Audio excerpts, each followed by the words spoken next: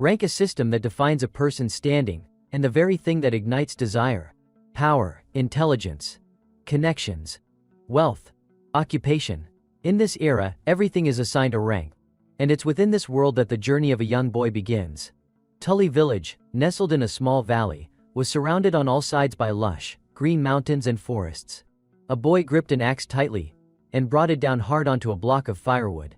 His name was Ro, 16 years old, a resident of Tully. After a hard day's work, he glanced at the stack of chopped wood and wiped the sweat from his brow. All right, finally done. Just then, Ben ran over and called out, "Hey Ro, can you help me plow the fields later?" Ro agreed without hesitation. "Yeah, sure." But before he could finish speaking, a loud shout rang out, "Hey!" followed by a thunderous kick to Ben's back that sent him sprawling to the ground, crying out in pain. Yuna stood with her hands on her hips, pointing at Ben's face as she scolded, "Stop asking Ro to do everything for you." Ben picked himself up, mumbling, "But Ro always looks kinda spaced out, and he's got free time anyway." Yuna snapped, "That's just how Ro is. He's always been a bit of an airhead." She lunged forward, grabbed Ro by the collar, and gave him a good shake. "Because you keep helping everyone, they treat you like a tool. That's not okay at all." But Ro just blinked and replied, "I don't really mind though." Yuna softened a little. "Yeah, I know you're always thoughtful, Ro." But still, her face lit up suddenly as she changed the subject. "Oh right. Have you ever thought about leaving the village?" Lowering her voice to a whisper, she said, "I know a secret path. No one else knows about it." Unfortunately, an old woman overheard her and immediately shouted, "Absolutely not." She slammed her cane on the ground. "Have you forgotten the village rules? No one is allowed outside." Without answering Yuna's question, the old lady barked, "Doesn't matter. Just know. Someone locked this girl up for a while." Two young men grabbed her and dragged her away. "Come on. This is so unfair," Yuna yelled, struggling against them. "Why is it always like this?" Nearby, Uncle Tom lifted a water bucket and said, "Hey Ro, can you help me fetch some water later?" "Sure," Ro replied. In the background, Yuna kept shouting, "We're the only two the same age in this whole village. I don't want to be locked up again." Watching the commotion, Uncle Tom chuckled dryly. "You two are complete opposites, huh? Ro, you should take a break sometimes. I'm sure there's something you want to do too, right?" Ro answered sincerely, "It's fine. I'll help." He continued, "After my parents passed away and I was left all alone, everyone here welcomed me like family. I know that. I know they're all trying so hard to make sure I don't feel lonely. That's why I want to return the favor. I really care about this village, and everyone in it." Uncle Tom was moved to tears. "Ro, you're something else. Hey, how about you move in with me starting today?" Ro quickly declined. "No, thank you. I still have the house my parents left me. And to me, the most important thing is everyone here. The outside world doesn't matter much to me." Meanwhile, Yuna had been locked inside a bamboo cage. She rattled the bars furiously, shouting, "Let me out." The old woman sighed in frustration. "If only you were half as sensible as Ro." Yuna then asked, "But Granny, why aren't we allowed to leave the village? We bring in merchants from time to time." "Isn't that enough?" she replied. "That's not the same," Yuna protested. "The outside world is so much bigger. Why do we have to stay trapped in here forever?" The old woman fell silent for a moment before speaking gently. "Because we're the ones someone out there holds a grudge against." "A grudge? From who?" Yuna asked, eyes wide. "That's not something you need to know just yet. Time will reveal everything." Back at the well, Ro was busily drawing water, filling a large bucket. He wiped his brow again. "All right, all done." Suddenly something hit him on the head. "Huh?" he muttered, turning around. It was Yuna. She pressed her finger to her lips. Then she gestured for him to come with her. Ro followed her down a narrow path. "Are you sneaking out again?" he asked. Yuna shrugged. "I've been caught so many times, sneaking out is like second nature now." "That's not something to be proud of," Ro mumbled. "Forget that," she said, beaming. "Come on, Ro. If we leave the village again, Granny's going to be mad," Ro warned. "It'll just be a little while. Don't worry. I want to show you something special." In the end, Ro couldn't resist. The lure of the world beyond was too tempting. The two slipped through a gap in the village wall and ran off. Yuna skipped and sang happily while Ro carefully scanned the forest around them. At the end of the path, bright sunlight poured in. Yuna grinned. "Here it is." Ro's eyes suddenly widened in shock. The sight before him was overwhelming. A vast, Breathtaking expanse stretched out in every direction, majestic mountains, a stream trickling into a great lake.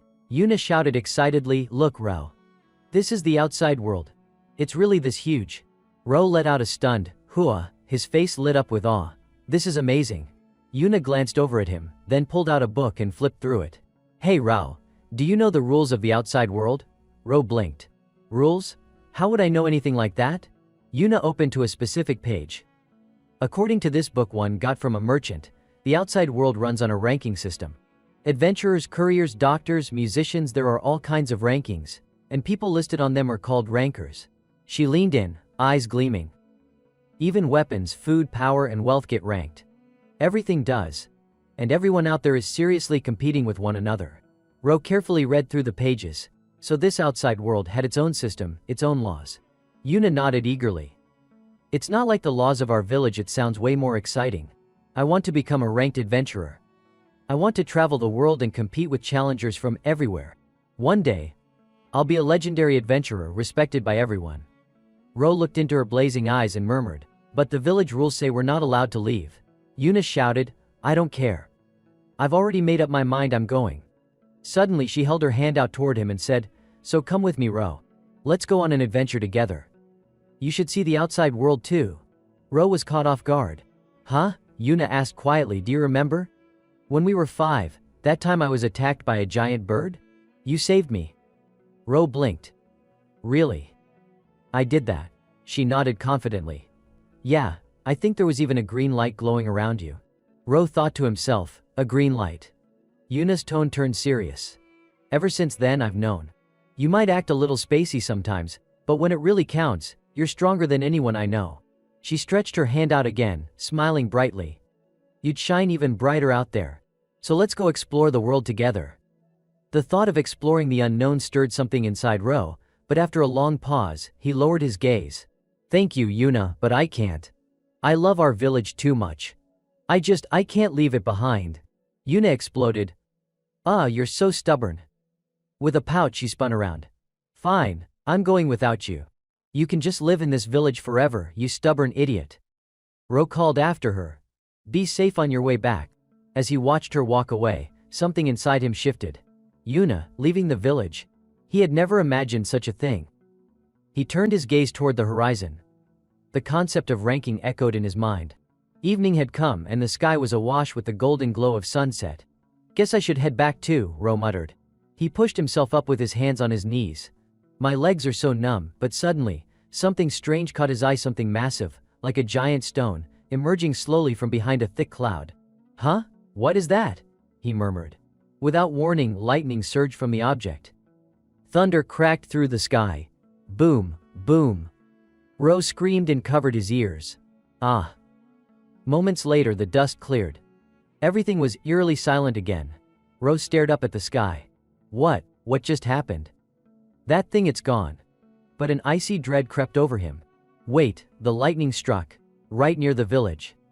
Panic seized him. He bolted for home, trying to convince himself everything was fine. "It's okay, I'm sure nothing happened. Yuna, Grandma, everyone." Then he stopped dead in his tracks. His eyes went blank. The entire village was gone. Not a single trace remained. Just a massive crater. Ro staggered forward in shock. What is this? What the hell is this? He stumbled into the crater, murmuring, "The village, this can't be real." His voice rose into a desperate cry. "Yuna, Grandma, is anyone there?" Tears welled up. He remembered Yuna's words, "It's okay, Ro. I'll always be by your side." The kind villagers' voices echoed in his mind. "From today on, we're family. You're not alone anymore." And now they were gone. Ro collapsed to his knees, overcome with grief. He screamed into the void, "Why? Why did this happen?" Ro's eyes widened in shock as a voice suddenly echoed through the silence. "Damn it, I'm too late." Again. A man named Adal stood at the edge of the massive crater, scanning the devastation. His gaze landed on a lone boy sitting at the bottom, still and trembling. Without hesitation, he leapt down and landed beside him. You're the only survivor from Tully village?" Adal asked, his tone a mix of disbelief and pity. Ro gave a faint nod. "Yeah," Adal's expression softened. "You must be hurting badly." Trying to offer some comfort, he added, "Don't worry. That island, whatever it was, it's gone now. Ro's eyes lit up in confusion. Island. He clutched Adol's sleeve, voice cracking. You know what that thing was, don't you? Please tell me what happened. What happened to my village? To everyone? Tears streamed down the boy's face as he begged for answers. Adol's face tightened in pain. He reached into his coat and handed Ro a small folded note. Forget the village, he said quietly. Go to the place written here. You'll be safe there. Ro's voice rose in desperation. Answer me. Adol suddenly snapped back, voice louder this time. Open your eyes, kid. The village is gone. There's nothing left. He gently pushed Ro away and stood up. This world, it's no place for someone like you. Forget what happened. It's the only way. Please, don't dig any deeper. You'll only get yourself killed. Ro dropped his head, whispering no then, as if summoned by those words. A familiar voice echoed in his mind, Yuna's voice. I've always known. Even if you seem a little spaced out most of the time, when it really matters, you're stronger than anyone. And in that moment, a soft green light began to radiate from Ro's body, growing brighter, more intense, until it pulsed with power. Adol froze, spinning around. His eyes went wide in shock. What the hell? Ro clenched his fists, eyes blazing. How could I forget? He growled. I will find that island. And I will bring everyone back. When I was a kid, my parents died in a landslide, and I became an orphan. The villagers raised me like their own, and Yuna, she was always by my side. They were all kind-hearted people who couldn't ignore the pain of others. Ro let out a furious scream. All of them, how could I ever forget? I will go to that island and bring everyone back. Adol watched closely as the faint blue light radiating from the boy began to intensify. What is this amount of prana? The very air around Ro was beginning to warp. Prana, spiritual energy possessed by all living beings, often went unnoticed by most. But the gifted ones could harness it consciously. Normally it's transparent and colorless. However, for those with powerful prana, it manifests visibly. Some say there are entire tribes with especially unique prana. Adol finally understood. Tech. So this is the remnant of Babel, huh? At first he'd planned to protect the boy, but now it was obvious Ro would break free and make his own path in just a few years anyway. After thinking it over, Adol gripped the hilt of his sword. I don't know what's really going on here, but he drew his sword and hurled it down in front of Ro. The blade slammed into the ground at the boy's feet. If you want to go to the island, pick up that sword, Adol said. If I see potential, I'll train you. Without hesitation, Ro grabbed the weapon. Adol drew another blade for himself. As he gathered his energy, a brilliant red prana flared up around him, raw and intense. Attack me like you want to kill me, he shouted. Let me feel your bloodlust. Ro channeled all his strength into his swing and leapt forward. The blade came down hard, aimed right at Adol's body. He's a total rookie, Adol thought. But this pressure, and more than anything, that prana isn't ordinary. This kid, he's the real deal. For the first time, the blank gaze in Ro's eyes transformed. There was bloodlust in them now. A thunderous series of booms echoed through the small valley. After the clash, Adol explained the truth behind the strange phenomenon that had destroyed Tully village. That thing was called the Island of the Gods, he said. Usually it floats in the middle of the sea. But sometimes it appears out of nowhere and swallows up entire landscapes, people, land, everything. I tried to stop it, but this time I was too late. He looked serious. There's a rumor that anyone engulfed by that light gets transported to the Island of the Gods. Ro's voice trembled. If I touch that light, what'll happen? I told you it's just a rumor, Adol replied. Even if you're still alive after that, no one knows what kind of fate you'd face. Then, what should I do? There's one official method, Adol said. Become a top-ranked adventurer, make it into the top 10. Adventurer rank? Adol nodded. Adventurers are professionals who explore and map out uncharted lands. It's the largest and most competitive ranking. And the ones at the top, they're monsters. If you can break into the top 10, you'll earn a chance to reach the Island of the Gods. He added. From the moment it was discovered, the Island of the Gods has always held the #1 spot on the danger zone rankings. Almost no one who goes there comes back. Do you still want to go? He asked. Ro's response was calm but resolute. Yes. Seeing the unwavering determination in the boy's eyes, Adol finally gave his answer. All right, I'll train you for 1 year. But I only teach swordsmanship. After that, use me as a stepping stone and climb the adventurer ranks yourself. Adol finally introduced himself. I'm Adol, top-ranked knight, the strongest among all knights. What's your name? The boy raised a hand and answered simply Ro. Then he reached out and clasped Adol's hand firmly. Adol smirked. Ro, I won't go easy on you. No matter what, remember this, you're the first person who ever managed to cut me, in a single blow. On Adol's chest, a long tear in his shirt served as undeniable proof. A year of hell had begun. Ro's hands and feet blistered, then burst open. His muscles tore apart, bones crushed, and blood poured from every opening on his body. After that, Adol stopped mentioning the island of the gods altogether. From then on, it was up to me to figure things out on my own. If I couldn't handle it, he was silently telling me to give up. But I believe the villagers are still alive. All I can do now is keep believing that. Why did the entire village disappear? What exactly is the island of the gods? To uncover the truth, I'll climb the adventurer rankings. Ro pushed through everything with sheer determination. 1 year later, he and Adol stood before a dirt path leading into the village. Adol asked, "You ready?" Ro replied, "I've been ready for a long time." With his eyes closed, he remembered what Yuna once said, "I want to become a top-ranked adventurer." Ro, let's go together. Let's go explore the world. Yuna, the one who had always dreamed of the world beyond, had vanished. And now I was the one setting off. Her dream, just for now I'll carry it for her. Let's go, said Adol. Yeah, Ro replied. Then Adol remarked, "You've gotten taller." Ro answered casually, "Still growing." The disciple of humanity's strongest knight, his journey toward the island of the gods had officially begun. Tully village belongs to the kingdom of Baltar. To reach the island of the gods, one must first travel to the royal capital, Trakista. At this moment, inside the Trakista branch of the assessment bureau, thick stacks of ledgers were piled high on Look's desk. The girl had fallen asleep face down on her paperwork. Outside, the crowd buzzed with excitement. "Look over there. Come on, take a look. It's almost time." Suddenly, Look jerked awake, shouting, "Crap. I overslept." He dashed into the hallway, where he ran into Mina, who immediately scolded him. "Don't tell me you stayed up all night looking at the rankings again." Look replied without shame, "What's wrong with that? I work for the assessment bureau." "That's exactly why you shouldn't be overworking yourself," Mina shot back. "You need to take care of your health. You're not stuck behind a desk like me. You make decisions that affect a lot of people's ranks, right? The assessment bureau, an elite profession that sends representatives around the world to evaluate rankers and update their rankings fairly. It demands vast knowledge, deep expertise, and sharp judgment to accurately measure strength and skill. Anyone hoping to become an assessor must pass rigorous tests.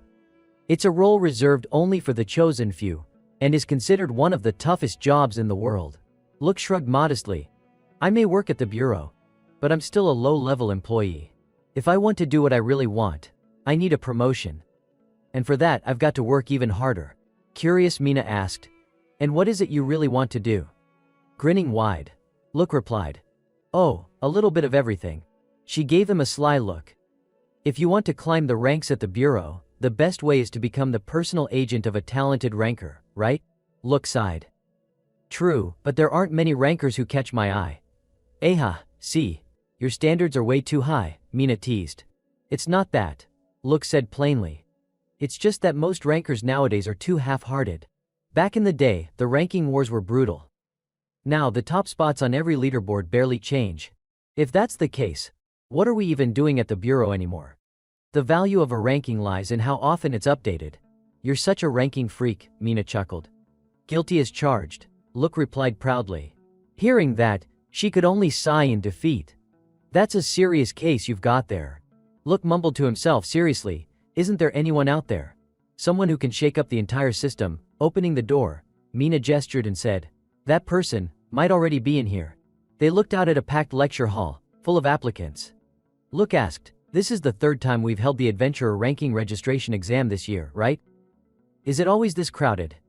"Usually it's less," Mina replied. "But the number of applicants has shot up since the Azaban forest was added to the danger zone list 2 months ago." "Ah, that explains it," Look muttered. Mina stood at the podium, scanning the crowd. "There are quite a few promising ones this time," she observed. "Like that guy mercenary ranker, Owl Darkis, currently ranked 753. He's the leader of the Red Wolf Mercenary Company, a hotshot up-and-coming group gaining national recognition. Over there is Eddie Markman, an archer ranked 402. The Markman family is famous for their archery lineage. His father held the No. 2 spot in his prime, and his older brother is currently ranked 7. Eddie might be young, but there are already rumors his arrow speed is in the double digits. The kid's got potential. There are plenty of other standouts, too, she added. Like that one. Look peered at the candidates and guessed. Merchant ranker. Knight ranker. Sailor ranker. And a scout ranker? Mina's eyes widened. Who? You got all of them right, he chuckled. I may not look like it, but I'm from the appraisal bureau. Just a quick glance, and I can already tell what ranking someone's in. The adventurer ranker title was extremely useful, so much so that many people eventually sought to obtain it. It was also a mandatory requirement to access certain restricted zones, like that forest over there. Suddenly the bell outside chimed. Mina rushed over and called out, "Someone's here to register. Please wait a moment." She stepped up to the reception desk and smiled. "Welcome." Ro gave a polite bow and said softly, "I was instructed to come here to register for ranking." Mina's tone brightened. "Ah, yes, that's right. The ranking system is managed and operated by our appraisal bureau. Our staff are dispatched all over to assess rankers' achievements and abilities, which is how we determine rankings. Updating your rank can be done anywhere, as long as a bureau officer is present. However, initial registration must be done at one of our branches." "I'd like to register for the adventurer ranking," Rose said. Mina smiled warmly. "Perfect timing. The entrance exam's about to start. Would you like to take part?" "Yes." She pulled out a registration form and placed it on the counter. "Then please fill in your name and the required information here. The exam fee is 3,000 del." Ro quickly completed the form and paid the fee. Mina nodded approvingly. "All done. Thank you. Please wait in that room over there. Your examinee number is 53. As Ro walked past Look, the man gave him a sideways glance and scoffed to himself. So there are still country bumpkins out there who don't even know what the appraisal bureau is. Mina agreed with a sigh. "Yeah, it's been a while since I've had to explain it from the beginning." She turned to her colleague. "All right, can you help get things ready for the exam?" Look watched Ro's back as he disappeared into the waiting room and replied, "Sure. Working indoors once in a while isn't bad." Mina narrowed her eyes. "Are you being sarcastic?" "I'm being serious," he said plainly. Later, Mina stood on a small platform and addressed the candidates. "We'll now begin the registration exam for the Adventurer Ranking Board. There are 3 parts to the exam: a written test, a combat test, and a final section that will be explained when we get to it. Whether you pass or fail will be based on your total score across all 3. Even if you do poorly in one section, you can still pass if you do well in the others, so don't give up midway." With that, she gave a signal. "Let's begin the written exam now." Tension filled the room as candidates stared at their test sheets. "This is tough," someone muttered. "The scope's too broad." Time flew by, and soon the written exam was over. Mina addressed them again. "The combat test will take place in the forest outside the village in 2 hours. Once grading is done, we'll escort you there. Please wait here in the meantime." She carried a stack of completed test papers into the office and called out, "Hey, help me grade these." Look responded enthusiastically, "Okay." They focused on grading. Look picked up a paper and read the number. "Number 53. Ah, that dead-eyed guy from earlier." He began reading and froze. "Wait, question 1. Name 3 sea routes to Yotsuba." Answer: don't know. Don't know. Don't know. Question 2. Identify the descendant species of the magical beast shown in the illustration using the symbol 2 or 3. Answer: all incorrect. Look stared at the page, stunned. Everything is wrong. He felt his energy drain and muttered bitterly, "They should really think about the poor souls who have to deal with these backwater ceremonial exams." 2 hours later, the combat portion of the exam began. Mina explained the task. "Your objective is to find and submit the items listed on this board. If you want to score high, refer to the point chart on the right. However, you are strictly forbidden from fighting each other. Whoever touches an item first has the right to claim it." Someone nearby said, "I'm pretty confident in my knowledge of herbs." Another added, "I'm good at catching bugs." With a signal from Mina, the test began. The group of candidates charged into the forest. Mina exhaled and stretched. Finally, a little break. "I wonder how many will pass this time." Look guessed, probably around half. Once they get moving like this, it's easier to tell who's who. But I have to say everyone this time seems pretty capable. Watching the candidates search carefully for the listed items, Mina asked, "Anyone catch your eye?" Look shook his head. Unfortunately, no one stood out this time either. Just then, Owl Darkus returned. "Am I the first?" He handed Mina a bundle of stones. Rigel ore. That's 120 points, she said. Then she raised an eyebrow. There's still time left. You're already done? Yeah, I'm going to pass anyway, he replied. She explained, that's true. But if you score well in this section, it'll boost your registered rank. Owl replied flatly, doesn't matter to me. My real job is being a mercenary. I don't care that much about the adventurer ranking. Just then, Eddie Markman returned. Spotting Owl, he called out, what the thought I was first. Mina examined the item he brought in. Flockbird tail feather, 180 points. Eddie raised an eyebrow. Isn't that kinda high? Flockbird shows up on our dinner table all the time. Owl scoffed. Tech. Showing off over a bird feather. Eddie casually flexed. I'm not showing off. But you know, that bird flies silently at 500 kilometers per hour. Bet you can't even see it with the naked eye. Owl wasn't the least bit rattled. Sorry for not noticing. Maybe you'd be better off as a clown, Eddie snapped. Wanna test that out? He just chuckled. Gladly. Watching the two bicker, Mina let out a helpless sigh. Rankers sure are sensitive. Look, on the other hand, looked amused. That's what makes them fun to watch. Suddenly, the sound of heavy footsteps interrupted them. Everyone turned their heads, stunned. Mina gasped.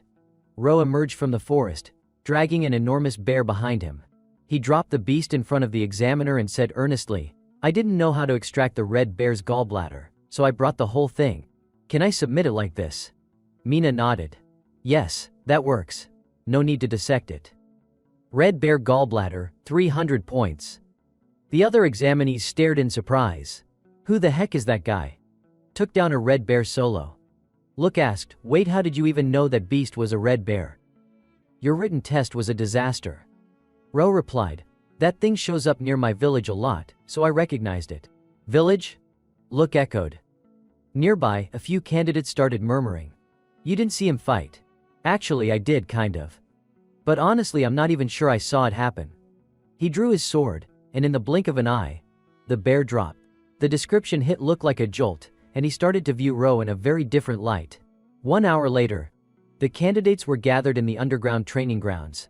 Mina addressed the group. Now, who can tell me what the greatest threat to adventurers is? Magic beasts? Someone guessed. No, she replied. Humans. She began explaining the next test. As adventurers, you'll be exploring uncharted lands. Naturally, that means going into isolated areas. And in such places, the threats often come from bandits or pirates. Strength is essential for surviving these dangers. So, the final exam is a simulated combat match. You'll be fighting each other. She reassured them, don't worry too much. This is a skills assessment, not strictly win or lose. It won't be the only factor in whether you pass. Eddie muttered, makes sense. If they told us earlier, someone might have tried to cheat during the practical phase. That's probably why they kept it secret till now. A bulky candidate named Chad walked over to Owl and threw an arm over his shoulder. Hey you, fight me. Owl sneered. You're the guy who only picked up a rock during the last test, right? I read the mercenary rankings. Full of blowhards and tough talkers. Chad suddenly roared, you're just ranked 3rd. Acting all smug. I'll crush you. And launched a punch at Owl. Without a word, Owl didn't even dodge. He simply pulled out his sword's hilt and smashed it backward right into Chad's jaw. The big guy collapsed, mouth bloodied and teeth scattered. Owl said calmly, sorry. Got a little upset at being insulted. Mina adjusted her glasses and muttered, well, he failed a while ago anyway. I'll pretend I didn't see that. Chad was hauled out of the testing area. Even if he tried to make a scene, it was clear to everyone he was an idiot. In the major ranking lists, anyone in the top 3 was practically a monster. Eddie commented, you seem calm most of the time. Who knew you had such a temper? Owl snapped, don't need to hear that from you. Mina thought for a moment. So Owl's opponent is Look suddenly called out, hey. She turned. What is it? Look pointed at Ro. Can I pick his opponent? She looked surprised. Huh? Well, I guess so, but why? And so the simulated combat test began. In this phase, the candidates' true abilities came to light. Everyone gave it their all to prove themselves. Match 8, contestants 27 and 41 versus 53. Wait, what? Owl asked the examiner. Eddie muttered, man, haven't been underestimated like this in a while. Mina called out, hold on, Look, are you sure about this? Look responded firmly, positive. If my eyes aren't wrong, that guy's a monster. The three contestants immediately stepped onto the battlefield, and the spectators watched with intense curiosity. Everyone was eager to see how this match would play out. Ro maintained a cold expression. Owl looked confident, and Eddie was clearly no pushover. Owl, Darkest leader of the Red Wolf Mercenary Corps, was no ordinary fighter. Just last year the Red Wolf Corps made headlines when they wiped out the entire Khmer Mar Mafia, which was ranked 62nd on the Underworld leaderboard. Rumor had it that Owl himself took down 7 of their enforcers, including the Mafia boss, all by himself. Then there was Eddie Markman, heir to the prestigious Markman family of archers. He received elite training from his own father, a former second-ranked archer on the leaderboard. By the age of 5, Eddie had already made his debut on the rankings, and was recognized as a prodigy across the archery world. Facing off against these two powerhouses was an unknown teenage boy. Match, begin. Mina shouted. Eddie immediately fired an arrow at blinding speed, but Ro raised his sword and cleanly sliced it in half. Owl charged in for a head-on strike, his twin swords clashing violently against Ro's blade. As a disciple of the strongest knight among humans, Ro's swordplay was lightning fast and overwhelmingly powerful. Owl parried his strikes with all his might, holding his ground without flinching. Spectators were stunned. "Hey, did you see anything just now?" one asked. "I could only hear the sound," another replied. Seizing a brief opening, Ro disarmed Owl, sending his sword flying. Just as he moved in to finish the fight, a volley of arrows came flying in. Ro quickly turned and intercepted them, splitting one arrow in two with his sword, and deflecting the other two off course. One of them struck the wall, grazing a contestant's neck and leaving him pale with fear. The battle paused for a moment. Owl blurted out, "A swordsman? No, is he at night tier?" Eddie replied, "I was thinking the same. But I've never seen anyone like him." Ro asked, "You two are ranked on the leaderboard too?" Eddie nodded. "Archer ranking -402. Owl chimed in, "Soldier ranking -753. Ro took a breath and focused his energy. "I see. Then if I beat the two of you, that should bump me into the triple digits." A vibrant surge of prana exploded around him, glowing bright green across the arena. The air pressure skyrocketed, sending a wave of dread through the crowd. Owl's expression twisted in fear. "What is this?" His aura, it suddenly spiked through the roof. Look stood frozen. "This is prana. So massive, it's visible to the naked eye." Eddie drew his bow again, eyes narrowing. "Rankings aren't based on class alone. I might be 402 among archers, but in the sharpshooter category where accuracy is everything I'm ranked 78. Just as he finished speaking, a blur flashed past him. Eddie collapsed to the ground, unconscious. Ro had moved like a bolt of lightning. No one even saw how he landed the blow. Owl stood frozen, unsure of what to do. Ro advanced without hesitation. His eyes were intense and unforgiving. Owl hesitated, and in an instant Ro appeared behind him, cold steel at his throat. "Well, wait. I surrender." Owl cried out. "I've still got a job after this. If I pass out like that kid, it'll be a pain." Hearing this, Ro lowered his sword and sheathed it. "I see," he replied calmly. Owl wiped the sweat off his brow, glancing at Ro with awe and fear. What a monster. Who the hell is this guy? The rest of the contestants were visibly shaken. Holy crap, he just took down two people who are already ranked. Even Look was left speechless. Mina finally called out, "That's enough. The winner is contestant number 53. Just then, she noticed Look running off in a hurry. "Huh, where's he going?" Look rushed into the archives and powered up a computer. The Appraisal Bureau's database displayed the profile of contestant number 53. Name, Ro Tully. 17 years old. Never registered on any official ranking. With skills like that. He reread the data carefully. Now that I think about it, he really didn't seem to know much about the Bureau at all. If he lived somewhere remote, I guess that'd explain it.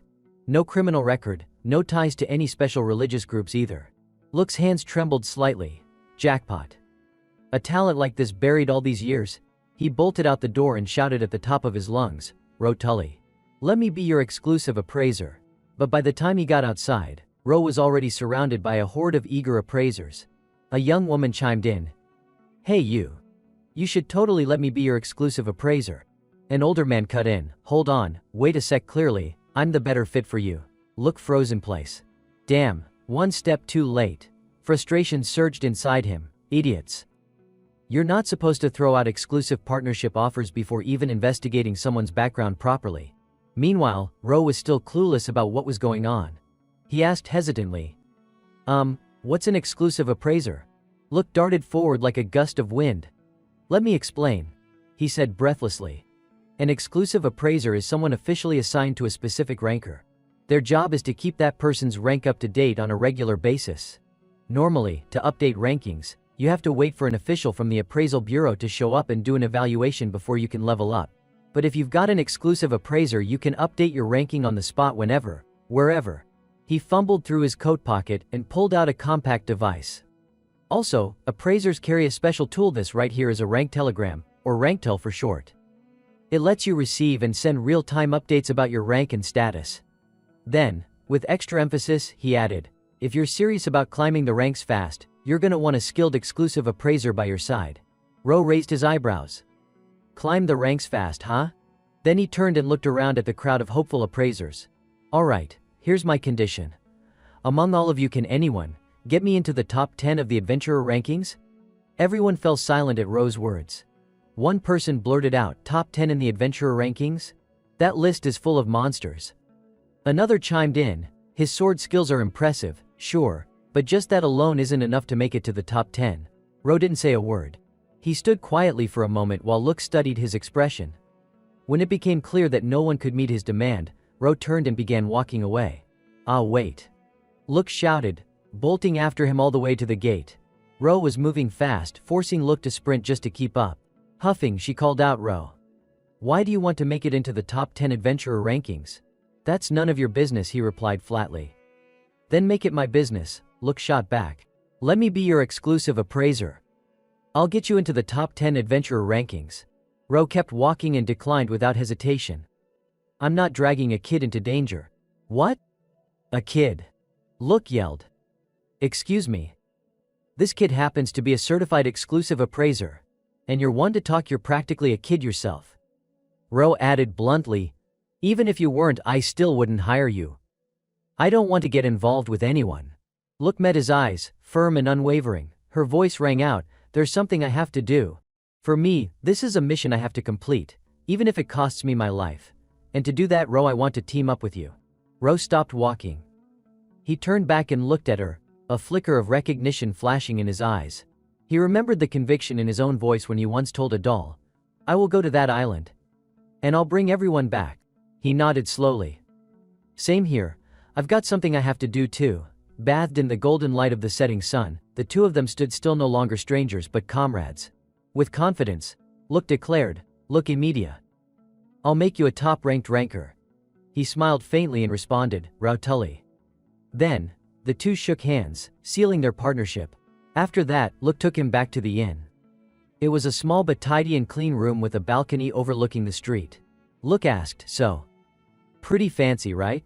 Grinning, he added, I rented it for a few days, so go ahead and use it as your base for now. Ro replied, thanks, you're too kind. Look threw his bag onto the bed. No big deal. Then he suddenly yelled, but I can't believe there's a probation phase after that god-tier performance earlier. Ro calmly said, sorry, just playing it safe. With no other choice, Look gave in. Fimph. Fine, I'll show you how passionate I am within a week. By then, we'll see who's the rookie here. He put on a pleading face and acted like future Ro. Wow, Look. Please be my exclusive appraiser.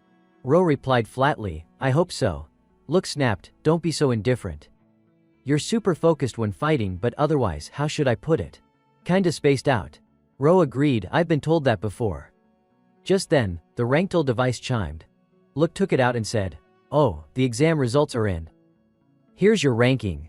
The screen displayed Ro Tully Adventurer Ranking, 2728. Look cheered, congrats. You passed the Adventurer Ranking test. Surprised. First-time applicants rarely make it into the 200s. That's seriously impressive. Ro, however, wasn't satisfied. I was expecting triple digits. Look looked stunned. Huh? Why? Ro explained. Because both opponents I beat during the exam had 3-digit ranks. Eddie the Archer ranked 402. Owl the Soldier ranked 753. Look nodded. Ah, well, the Adventurer board has way more applicants than the others, so competition's stiffer. The other boards, no matter how strong you are, have their limits. Adventurer ranking isn't just based on your class. Take Ro Tully, for example. Adventurer ranking, 2728. Swordsman ranking, 58. That swordsman ranking of yours. That's high. Ro asked so. Look replied, so what do you mean so? From the appraisal bureau's perspective, that number reflects raw talent. Ro then wondered, the two I fought earlier, did they have rankings on other boards too?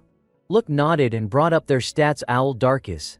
Soldier ranking, 753. Swordsman ranking, 521. Sweeper ranking, 209.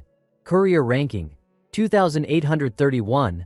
Reliable leader ranking, 86. Eddie Markman, Archer ranking, 402. Sharpshooter ranking, 78. Scout ranking, 211. Mushroom cultivation ranking, 19. Look explained.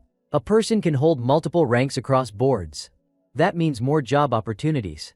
So, I think you should register for more rankings too. Ro declined, I'm not looking for work. Look replied casually, we haven't known each other long, but I think I've figured you out a bit. Basically, you want to reach the top 10 of the adventurer board using a shortcut, right? Then he said, if that's the case, go to the Divine Island. Ro looked surprised. How do you know? Look answered slowly. Because that's the only special privilege granted to top 10 adventurers. He continued. As for your reason, will you tell me once your trial period ends? Ro agreed, fine. Look smiled, and when that time comes, I'll tell you my situation too. Ro nodded, fair enough. That sounds reasonable. Look added, of course fairness is important, but my situation isn't something easy to explain to someone who's just joined the ranking system. Suddenly, Look's expression turned serious. In a low voice, they said, what I'm really investigating is the dark side of the ranking system. Ro blinked. What did you just say? But Look quickly shook their head. Nothing. Never mind. Switching the topic, they asked, anyway, how are you that strong? Especially your swordsmanship, it's not something you pick up overnight, right? Ro answered honestly. A year ago, I became the disciple of a knight named Adol. At the sound of that name, Look practically screamed, Adol. They grabbed Ro by the collar and shouted in excitement, you mean the Adol? The top-ranked knight. Ro recalled his master's introduction, I am Adol. Top of the knight rankings. The strongest knight in all of humanity. He replied casually. Yeah, that's what he said. Look let out a long okay, clearly overwhelmed. Internally they were shaken. Ro added, but even if I'm his disciple, it's only been a year. Look fired back. Even if it's just a year, that's huge news. And what's with that deadpan face of yours? They quickly pulled up Adol's profile and showed it to Ro. This guy's famous for not teaching anyone swordsmanship. Tons of people tried to become his disciples, and he rejected them all. If there were a ranking for most disciple rejections, he'd be number 1. Rumor has it he's planning to pass down his skills to whoever reaches the top of the knight ranking in the next generation. That's why so many knights are grinding their ranks like crazy. But to think you are his successor. If the other knights hear this, they'll probably faint. Ro was taken aback. He's that big of a deal. He recalled Adol's words again. I am the strongest knight in humanity. Look nodded firmly. Of course. He's ranked number 1, which means yeah, strongest in the world. Then Ro muttered, almost to himself, but I defeated him. With my own sword. He remembered Adol telling him, you're the first to ever land a blow on me. Look was stunned, speechless. Then they cried out, no way. No way that's true. You're totally spacey most of the time, and now you're saying you beat him? That makes no sense. I need to recheck your data. They opened up the system, but all they found was a barebones profile, Ro Tully. Even digging into the ranking database yielded nothing more, it was just a newly registered name. Then Look asked, wait, is Tully an alias or something? That question took Ro back to a conversation with Adol. The old knight had once asked him, Ro, what's your surname? Back then, Ro didn't know the answer. Adol had murmured, cultural difference, maybe. He then told him, if you want to reach the Divine Island the fastest way possible, from this day forward, you are Ro Tully. The risk is high, but if it works, the clues will come to you first. Staring into the blinding sunlight on the horizon, Ro had responded with a simple, understood. Now, standing in front of Look, he answered firmly, it's not an alias. Tully is the noble family title I was given. Look paused, slightly stunned. I see. Thanks for telling me. They sat down on the bed with a satisfied sigh. Well, that's it for my duties as an appraiser. Time for a break. I'm taking off the hat. Look removed their hat and let out a deep breath. Ro stared in shock. With a nervous voice he asked, "Wait, you're a girl?" Look stared back at him wide-eyed. "What? Are you just now realizing that?" Ro realized his blunder and mumbled, "Sorry." Her face turned beet red with anger, and she exploded, "All you can say is sorry." The next morning, sunlight bathed the narrow alley as the sun climbed high into the sky. Inside their rented room, Look sat reading the newspaper. When Ro came down the stairs, she greeted him cheerfully, "You're up early." He replied simply, "Just getting some water." She glanced at his blank expression. "Huh? Don't tell me you're still half asleep." "It's nothing," Ro said. "Good morning, Look." She smiled. "Yeah, morning." Look quickly tied her hair up and put on her cap. "Let's grab some breakfast. It's gonna be a long journey, but today's the first step." She winked. "Alright. Let's kick off the strategy meeting to break into the top 10 of the adventurer rankings." To climb the adventurer rankings, you needed to rack up achievements during expeditions. Taking a bite of her sandwich, Look explained, "Exploration or territory reclamation, those are the basics. They're optional, but I recommend starting with official requests. A lot of people rely on adventurers to investigate or retrieve things. Those quests come with rewards too, perfect for beginners. You can accept quests at the appraisal bureau," she continued, "or through the guilds, depending on the country. But if I'm around, all you need is this." She tapped her ranktel and scrolled through some listings. Ro smiled. "This ranktel system's pretty handy." Look looked pleased. "Right? If I become your personal appraiser, you can use it all you want." "I'll think about it," he replied calmly. That answer left her speechless for a moment. The two huddled together over the ranktel, reviewing the available tasks. "Is there a quest that boosts your rank fast?" Ro asked. Look opened several folders. "Just pick one with a high difficulty level. Quests issued through the bureau always show how much they'll impact your ranking once completed. Like this one." Ro scanned the list and made his choice. "Then I'll take the first one on the list." Look leaned in to read the details carefully. "Let's see. Retrieve the hidden treasure in the sunken temple of Lokiana. Danger zone, grade 7. Suddenly, Look shot to her feet, yelling, "No way. There is absolutely no way you can handle this right now." Ro replied firmly, "How would we know if we don't try?" "I know," she snapped. "Even without you trying, I already know. Trust an appraiser's eye, will you? This quest is way beyond your current level. You'll die before you even get the chance to climb the rankings." But Ro refused to back down. "Still, let me try," he said firmly. "The Island of Gods is classified as a rank 1 danger zone, right? If I can't push through here, I'll never make it there." Look was taken aback. She hadn't expected him to be this stubborn. "Way more hard-headed than I thought. I need to convince him somehow," she thought. Right then, a young man approached with a laid-back grin. "Looks like you two are stuck on something," he said casually. Look turned and gasped, "Loud-san." "Been a while, Look." The man replied. Ro looked at him warily. "Who's he?" With a proud smile, Look said, "Let me introduce you, this is Loud Blowerward. He's insanely strong. Currently ranked 11th on the adventurer's leaderboard." Ro froze. Rank 11. That number hit hard. He recalled what Adol had said, the adventurer's board is the most crowded one. And the top ranks. All monsters. If this man was in the top ranks, then he was one of those monsters. And with one more step he'd be eligible to challenge the Island of Gods. Look suddenly called out, perfect timing. "Loud-san, I've got a favor to ask." Loud shrugged casually. "Sure, what's up?" Without hesitation she shouted, "Ro, please beat him." Later in the training grounds, Look and Ro stood waiting.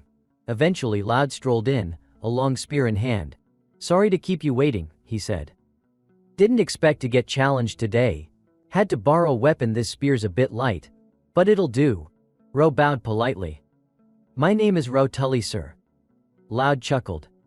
"No need to be so formal. You'll find that the adventurer's board doesn't care much about titles. Just strength.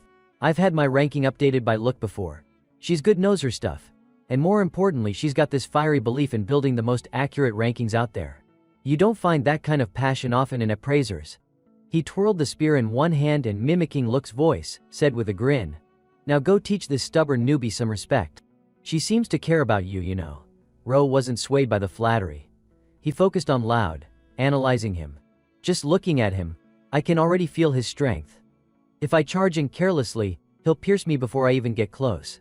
From the sideline, Look shouted, "Ro. This is a golden opportunity. You need to experience just how vast this world really is at least once.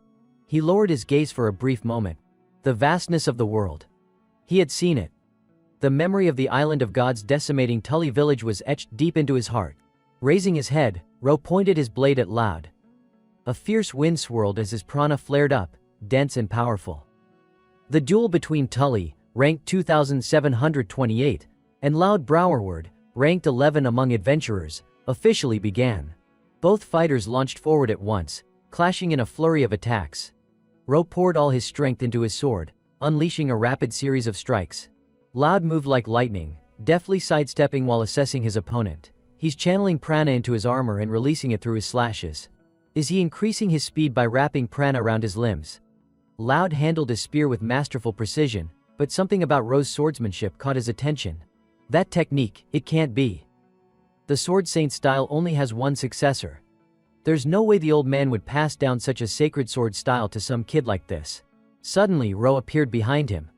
Now's not the time to be spacing out, right? He said. Loud instinctively swung his spear back, blocking Ro's blade just in time. Loud smiled calmly. Oh, I'm not spacing out. I'm enjoying myself. He coughed lightly. He's a seasoned fighter, no doubt. The duel intensified, weapons clashing in a rapid, ear-splitting rhythm. Just looking at his prana output, he already surpasses me in some ways, Loud thought. And that shimmering glow. He suddenly leapt backward, narrowing his eyes. What race are you from? He asked. Ro blinked. Race. Loud grinned. Playing dumb won't help. That kind of prana glow, it's not something you achieve with training alone. He twirled his spear casually. But whatever. If you won't say it, I'll force it out of you. He slammed his spear into the ground and asked, You can use incantation arts, right? Ro looked more confused than ever. Incantation what? Loud began to concentrate. His golden prana flared out in waves as he muttered an ancient chant under his breath. Wild steed tears through the veil of storm. Across the mountains, chasing the breath of spring. Beneath the sun, copper hills divide. Reflections swirl 1,000-fold, seeking the stillness, turning the gears of fate. As the spell activated, a magical formation spread beneath his feet. Illusory swords filled the air, their power crackling and overwhelming. The pressure was immense, so much so that Look, watching from the sidelines, was struggling to breathe. But Loud wasn't finished. He continued racing through sky-bent trails, soaring in silence. The tribe's tongue seals the madman's howl. He glanced at Ro, who still hadn't moved. Go on, Loud warned. Use your own incantation. Otherwise you're dead. Ro remained frozen. He stared at Loud, completely blank. He had never even heard of incantations before. Loud's formation was complete. He gently adjusted his glasses, and Ro let out an exclamation. This is it. Loud extended his hand forward, and a barrage of illusory swords shot straight toward Ro. Sensing the danger of the technique, Ro braced himself and fought back with all his might. A sword aura grazed his arm, leaving a small tear. Ro grunted in pain. Loud remarked, That won't do. A regular sword can't block this spell. With a snap of his fingers, swords rained down like a storm, forcing Ro into a desperate struggle to defend himself. He strained to hold his ground against the onslaught. A doll had once told him, Ro, you're still pretty clumsy when it comes to controlling prana. But once you get the hang of it, you'll gradually master the techniques. Back then, Ro hadn't even understood what techniques meant. A doll had raised his sword, examining it closely, and demonstrated the first move, the simplest technique, Tempest Flash. Now, in this moment, Ro channeled his energy, pouring prana into his sword, and unleashed a powerful counterattack. A terrifying surge of force hurtled toward Loud. Surprised, Loud muttered, too fast. He spun the spear in his hands, blocking the incoming energy. As the sword aura dissipated, Ro appeared right in front of him. Loud continued his assault with the illusory swords, leaping back a few steps to assume a defensive stance. Boom, boom, boom. Ro countered fiercely. At this point, Loud heightened his guard. He delivered a slash so swift that the naked eye could barely follow it. But then, Loud poured more strength into his arm and hurled his spear at Ro. Ro raised his sword to block, and the spear's tip clashed against the blade, yet its trajectory remained unchanged. In an instant, it knocked Ro backward, sending his sword flying from his grip. Before Ro could react, Loud exclaimed, impressive. But with another snap of his fingers, he added, still, this wall is too high. All the illusory swords turned toward Ro. Both Look and Ro felt a surge of anxiety. A glint of killing intent flashed in Loud's eyes as he growled, "Don't underestimate the adventurer rankings." Ro scrambled to get up, but it was too late. The illusory swords rained down like a torrent. Damn it! Ro cursed as explosions erupted, boom, boom, boom, kicking up dirt and dust in a massive cloud. Ro lay sprawled in the center of a large crater. The destructive power of the technique was staggering. The air fell eerily silent. The victor, Loud Browerward, rank 11 adventurer. Loud stepped forward to face Look and asked, satisfied? The girl smiled. Yes, thank you. Ro, lying defeated, likely understood now. Loud's tone grew colder. You sure have a way with words. Even until the very end you believed that kid could win, did you? Look replied softly, I just thought it was possible. Loud continued. And the basis for that belief? It's because Hez Adel's disciple, right? Look answered quietly. You noticed, huh? Loud spoke calmly. I knew at the moment I saw that super speed slash.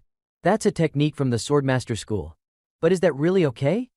The Sacred Sword School is only passed down to a single successor. It's the strongest swordsmanship, inherited by high-ranking knights across generations. Yet that kid received it. For a knight, having their creed taken like that is as good as having their faith stolen. Hearing this, Look clutched her head and groaned, you're probably right. Maybe I should stop Ro from crossing paths with any high-ranking knights from now on. Loud nodded in agreement. That'd be wise. At worst he could lose his life. If he operates as a high-ranking knight, things might go smoother. But Look suddenly recalled something Ro had once said. Me too, I have something I absolutely have to do. That stubborn kid would never accept such a suggestion. She turned to Loud and said, that? Yeah, probably impossible. The girl suddenly shifted to a different topic. Oh, but actually the reason I believe in Ro isn't because of the holy sword style. It's because he said he landed a clean hit on a doll and I believe him. Loud Sen exclaimed in shock. A clean hit? On a doll? That's impossible. With his current level, there's no way he could have done that. Look nodded in agreement. I think so too. But Ro isn't the type to lie. There must have been some kind of twist to it. Loud Sen glanced at the boy. The holy sword style was already a surprise. But from what I sensed, that prana flow. He suddenly walked toward his spear. Loud Sen? Look called out. He picked it up and said slowly, that kid might have used a spell too. If he had gone all out with that, I might have lost. A girl stood by the fireplace, cooking while humming the melody of a poem. Suddenly, an old woman burst through the door and barked. Hey! What are you humming? That stupid poem is the reason we can't go outside, you know that? Don't ever let it leave your lips again. Got it? The girl immediately fell silent and bowed her head. I'm sorry, Ro. Ro jolted awake. He found himself lying on a small bed, his body covered in injuries. Sitting up, he asked, where am I? Look's voice rang out in relief. You're awake, she exclaimed. This is the infirmary of the Evaluation Bureau, Ro. You've been out the entire day. The whole day, he asked. She nodded. Yep.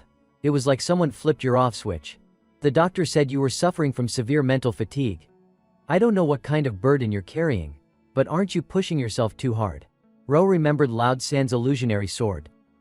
That technique had taken him down in one strike, and after that, everything went black. After a brief pause, he muttered, maybe you're right. Look stared at him for a moment before suddenly leaning in and asking, Ro, there's something important I want to talk to you about. Have you ever heard of incantations? He shook his head. No. Look explained, incantations are a special way of using prana. Only certain races can wield them, and many of the top-ranked warriors are skilled in their use. Is Loud one of them? Ro asked. She nodded. Yes, he's a warrior from the Browerward tribe.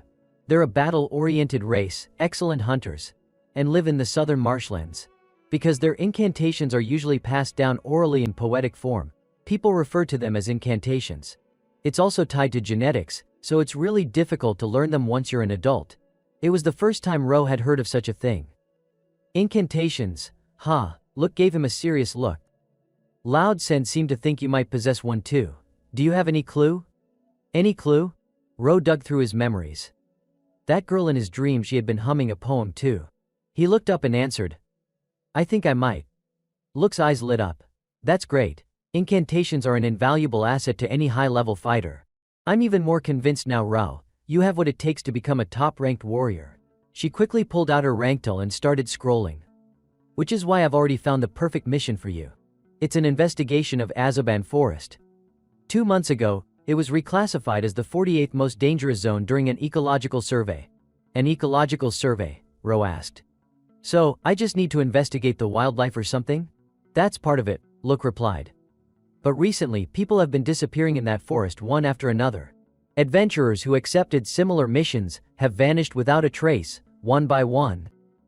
It started with those around level 1000, but lately even someone ranked in the top hundreds disappeared.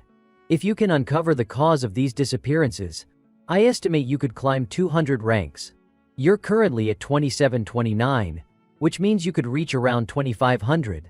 But the risks are a lot higher. Rose stood up at once. I'll take the mission. You recommended it because you believe I can handle it, right? Of course I do, Look replied confidently. So let's get the paperwork done and accept it officially. She added, just so you know, there are protected species in Azaban Forest that are off limits for hunting, and some areas are restricted. I'll be there too, so we should be fine. But Ro, you should still be careful. He suddenly asked, what if I break the rules? Look replied with a serious tone, your ranking will drop. No matter how skilled you are, if you recklessly damage the ecosystem or repeatedly fail missions, your reputation as an adventurer will collapse. Your rank is your credibility, Ro. He nodded, I understand. Look quickly worked through the system. All right, the mission is accepted. She grinned. Ro, this mission is your fresh start. It's the first step to shooting up the adventurer rankings. Let's give it everything we've got. He smiled faintly. Yeah, scene transition. The wild, dense Azaban forest. Dalkin was taking out a low-ranked adventurer, someone who had seen him breaking the rules. He wrapped his hands around the man's neck and snarled in fury, making sure he wouldn't be able to act on what he had seen. A man nearby exclaimed, you killed another one? Dalkin scoffed, so what? The appraisal bureau doesn't even bother with small fry like this. He looked at the animal cage, stomped on the lid with a loud thud, and growled. Trying to rank up the honest way is just plain stupid. Dalkin sat down and eyed the creature inside, a small beast with pristine white fur. He grinned with excitement. A white unicorn? Just selling that horn alone will boost me into the triple-digit ranks. The man with the steel-gray beard calmly said, strength alone isn't enough to climb the adventurer ranks. I exist for those who've suffered from injustices like this. His name was Rosso Crewell, ranked 7th on the smuggler leaderboard. But Dalkin responded with wild arrogance, like I'd ever give up such a lucrative hunting ground. He burst into laughter and declared with pride, I'll make it to the top 100 for sure. Dalkin Iris ranked 672 on the adventurer leaderboard. Ro and Look arrived at the entrance to Azaban Forest. The gatekeeper stopped them and said, I need to check your rank. Ro handed over his card, and after a careful look, the guard read aloud, Adventurer rank, 2728. Got it. You may proceed.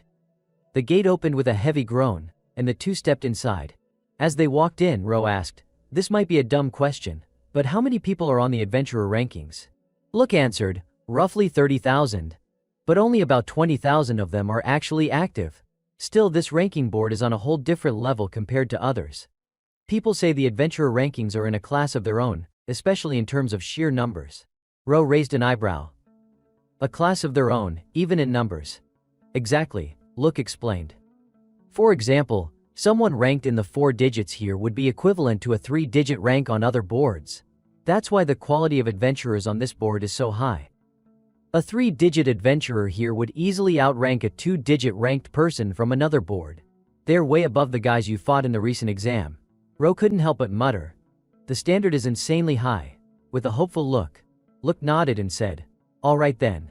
She raised her voice, full of energy, let the adventure begin. They stepped into the forest. The Azaban forest, classified as a rank 48 danger zone, was wild and overgrown.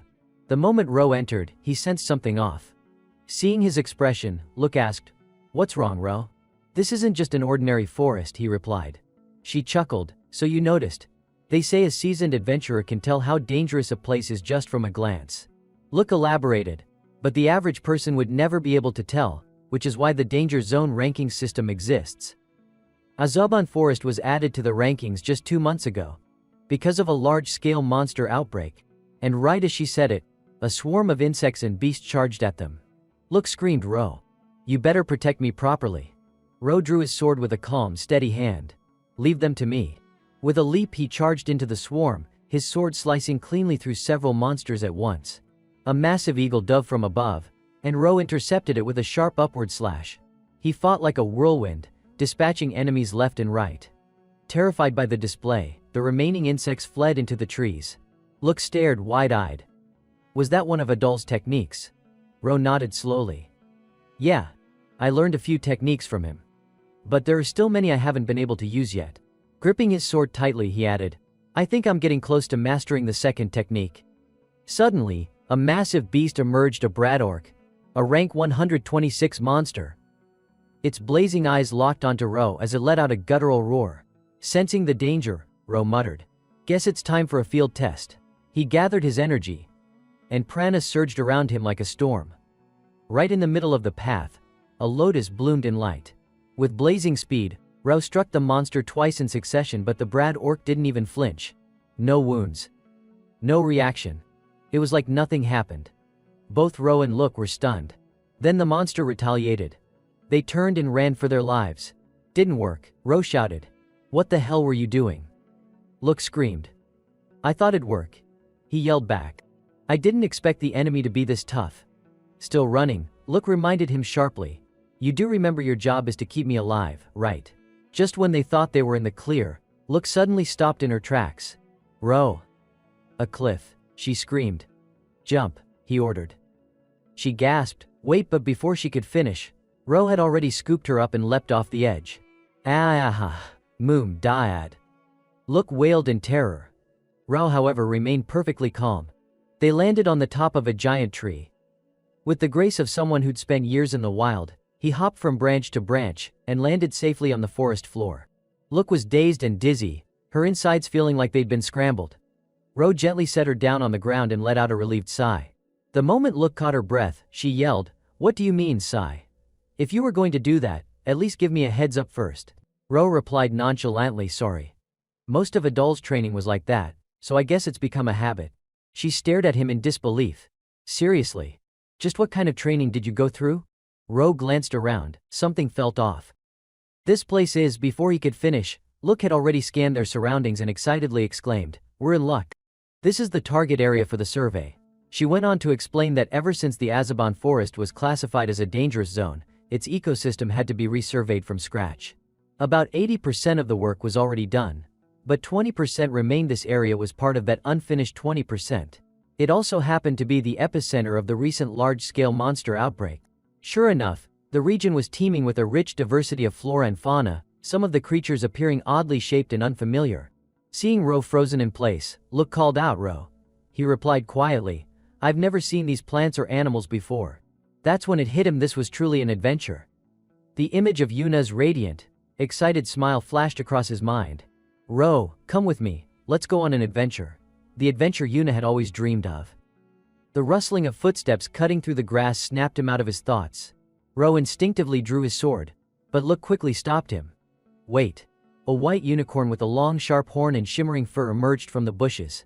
Its entire body was trembling, clearly weakened and fragile. Look gasped. That's a rare type of magical beast. Look slowly approached the creature. Ro, puzzled, asked, Shouldn't I finish it off? She quickly opened her rankle and scanned the data, then replied firmly, Absolutely not. This is a level 4 magical beast, a white unicorn. It's a rare species, nearly extinct. She knelt down beside the unicorn and removed the pouch slung over her shoulder. It's injured. I'll take care of it. Ro looked surprised. You know how to treat wounds. Look answered while pulling out some supplies. Rankers get hurt all the time, so I picked up some basic medical skills. I was the one who patched you up after Loud beat the crap out of you, remember? She began dressing the unicorn's wound carefully. Then she turned to Ro and said, Let's set up a temporary base here for today. As an appraiser, I can't just leave this little guy like this. Ro nodded. All right. Suddenly, Look raised her voice, Just so you know, protecting this unicorn counts as part of the ecosystem survey, okay? Don't get the wrong idea, I'm not prioritizing it over you or anything. Ro chuckled and waved her off. It's fine. I get it. That night, under the canopy of trees, they built a campfire. Look lay asleep next to the white unicorn, while Ro stood a short distance away. practicing his sword technique. He gathered prana and channeled it into his blade, then struck with a technique Chung, Lian Hoa. 2 sharp slashes struck a massive tree. The prana expenditure was substantial.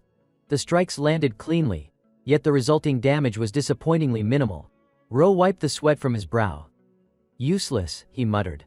The technique still eluded him. He lay back on the ground, placing his sword beside him, and stretching out both arms. His mind drifted back to Lad's illusionary swordplay, and the man's warning, don't underestimate the adventurer rankings. He thought of the Broward clan's combat art spearmanship, meditation. I'm completely powerless, Ro whispered.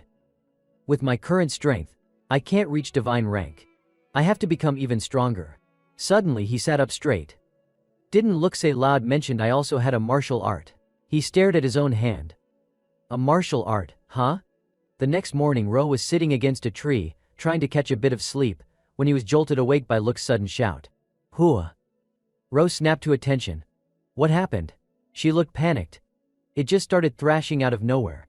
Ro looked over. The unicorn was no longer weak and listless like before, it actually looked much better. Look quickly analyzed the situation. White unicorns have amazing regenerative abilities. If treated properly, they recover quickly. Since this one is still young, it normally wouldn't be so wary of humans. She paused. Then frowned. The way it's reacting, I'd bet that wound was caused by a human. Ro was taken aback. By a human? Look pointed at the wound on the unicorn's horn. Look closely at these chipped edges, see how uneven they are. Looks like it was attacked by poachers. The horn of a white unicorn is a kind of miracle medicine.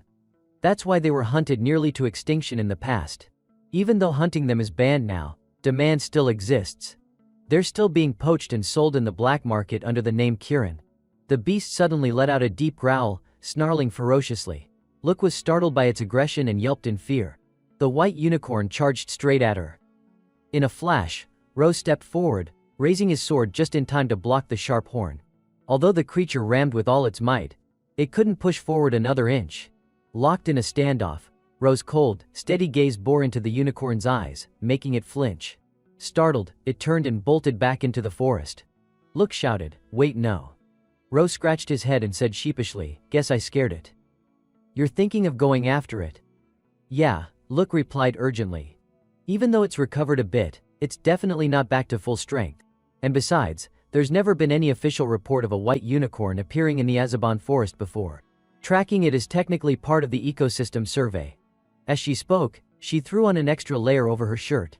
Hearing this, Ro quickly geared up as well, strapping on protective gear and grabbing his weapons. He looked off in the direction the unicorn had fled and said, I'll go on ahead. Be careful, Rao, Look warned. There might be poachers in these woods. He paused for a moment, then asked, what if I do run into a poacher? If I beat them, will my rank go up? Look answered, that depends on how strong they are. But it's possible. Ro dashed off like a streak of light. Got it. I'll take down as many as I can. He sprinted swiftly through the underbrush, chasing the unicorn. But it was too fast, he quickly lost sight of it. It went this way, he muttered. Suddenly, an arrow flew toward his face. Ro instinctively twisted his body, dodging to the side as the arrow buried itself deep in the ground just inches from his foot. Instantly, a man with a sword burst from the trees, shouting, Tough luck, poacher. We're in a bad mood today. The stranger swung his blade wildly, forcing Ro to dodge and immediately launch a counterattack. The man noticed the faint bluish glow of Ro's prana. It looked oddly familiar. Something clicked in his mind. Wait, stop, hold on, he yelled. Ro blinked in surprise. That voice from above, another voice called out. A boy perched in a tree joined the scene. Ro looked up and demanded, Who are you? Both newcomers shouted in unison, Eddie. And I'm Aul. A few days ago, the morning after the adventurer ranking exam, at the Traquista branch of the Appraisal Bureau, Aul approached the registration counter and announced, I'd like to take on a commission. The staff member asked, What rank of commission would you like to accept? He replied, Based on my adventurer rank. Just then, Eddie came rushing in, a bit out of breath. Hello, I'm here to take on a commission too. The two locked eyes in surprise. For a moment, they glared at each other, eyes sharp like daggers. Then, at the same time, they both muttered, Hey, you go first, Owl said. No, you go first, Eddie replied. With a sigh, Eddie spoke up. Did you look into the swordsman who beat us? Owl looked dejected. I did. but I couldn't find anything about him. It's hard to believe, but apparently he's never been on any ranking list at all. After a pause, Eddie added, I'm considered a prodigy on the Archers leaderboard. But because of that bastard, my pride's been shattered. Getting crushed by a no-name with no official ranking. Hearing that, Owl's face darkened. He recalled the night after the exam, back at their base. Mandy had greeted him, "Welcome back, Captain. How was the adventurer ranking exam?" He responded blandly, "I registered." Pick had cheered excitedly, "That's our captain.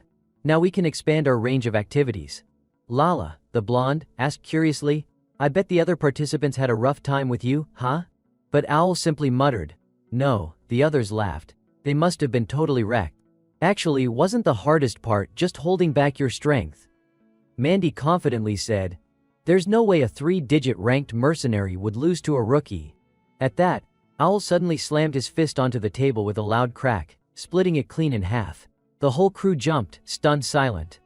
"Captain!" Grinding his teeth, Owl shouted, That guy didn't even look at me.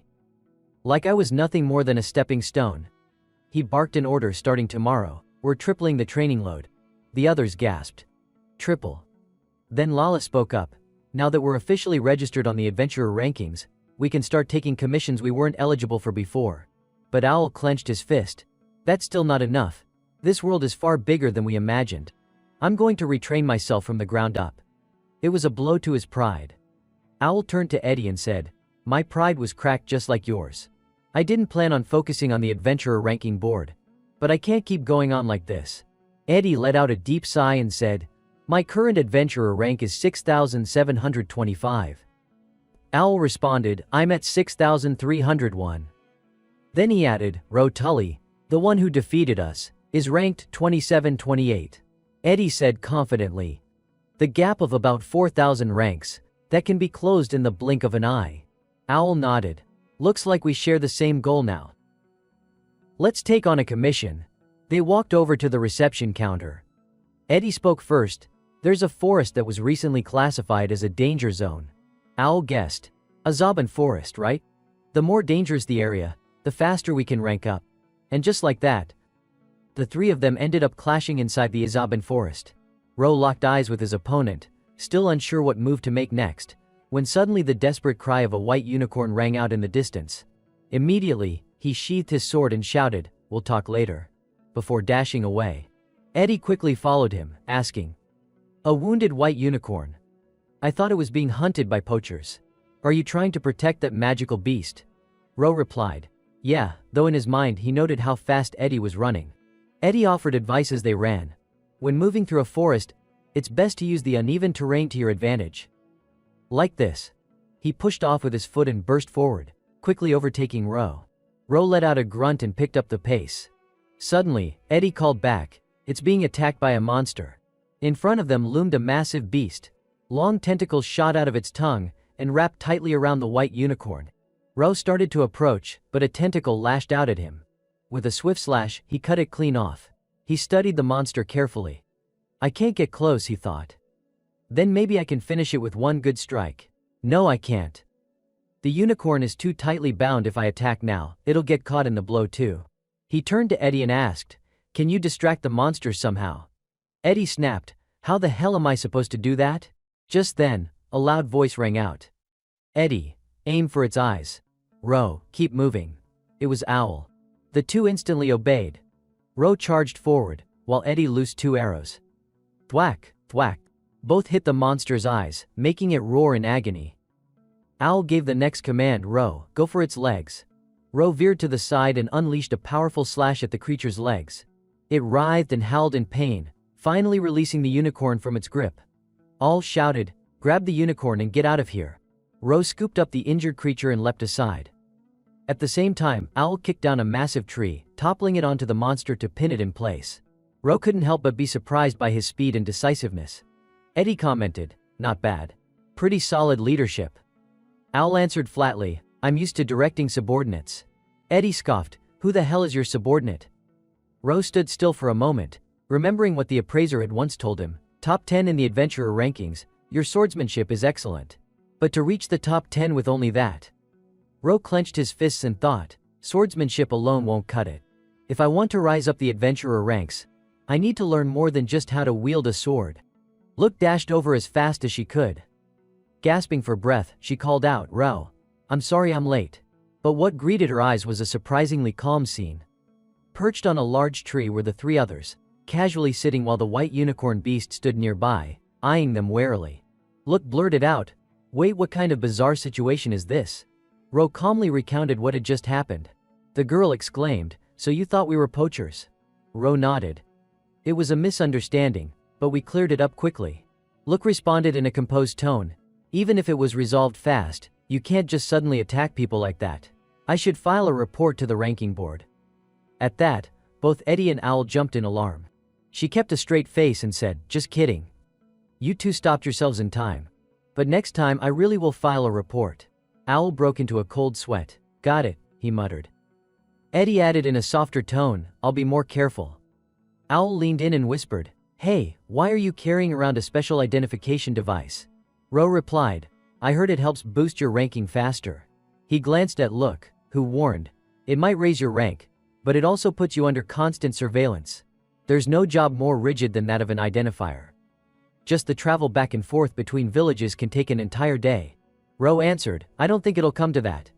Eddie disagreed. "No, you're just being used for convenience." He continued, "Do you know why identifiers are so desperate to become monopolists? Because that's the only way they can get promoted.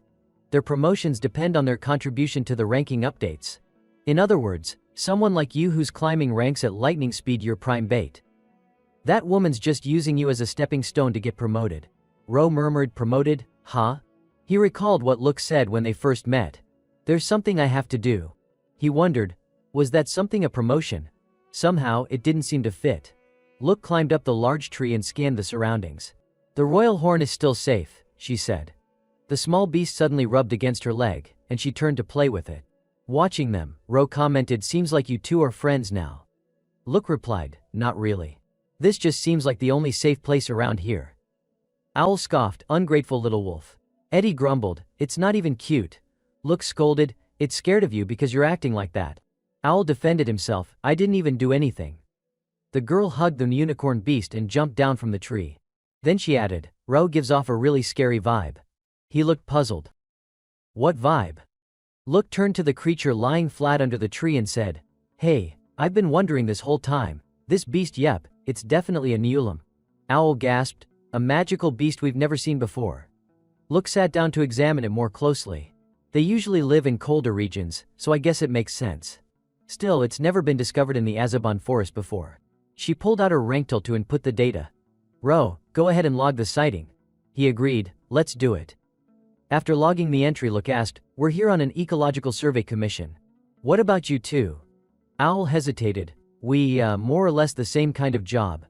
Eddie gave a sheepish laugh. "Yeah, we got commissioned by the Evaluation Bureau." Look stared at them closely. A commission in Azabon Forest that requires mercenaries and an archer. Suddenly, it clicked. "I get it now. It's Ro's fault they're taking on adventurer-ranked commissions, isn't it?" She stood up, pretending to pet the unicorn beast. "Ro, you need to wake up too," she suddenly said. "Oh right, Ro. I have some good news. Your sword speed ranking just got updated." She held up her ranktel for him to see. "That Kensiru Ryu technique you used was insanely fast. I submitted a request, and it got approved." Look, Ro Tully, adventurer rank, 2728. Sword speed ranking, 26. Ro was genuinely shocked. From 58 to 26. Look beamed, "All the ones above you are masters of high-speed sword draws. Pretty exciting, right?" He replied softly. "Yeah, I guess I am happy." But he looked at her puzzled. That move was almost impossible to see with the naked eye. "How did you catch it?" Look admitted honestly, "Just intuition. I am an identifier after all. I know at least that much." Seeing he was still deep in thought, she asked, "What's wrong?" Ro said quietly, "Could it be that you're actually pretty amazing?" She lowered her head, then burst out laughing. "You only just realized that now?" Owl came over. "Hey, which category got updated?" Eddie added, "Yeah, I'm curious too." Look asked Ro, "Can we take a look?" He nodded casually. "Sure." Owl leaned over to check the screen, and his expression instantly hardened. "This bastard's the one who beat the crap out of me." Eddie glanced at it too, but quickly lost interest. Too many numbers, he muttered. Suddenly, Ro spoke up. There's something I want to ask you too.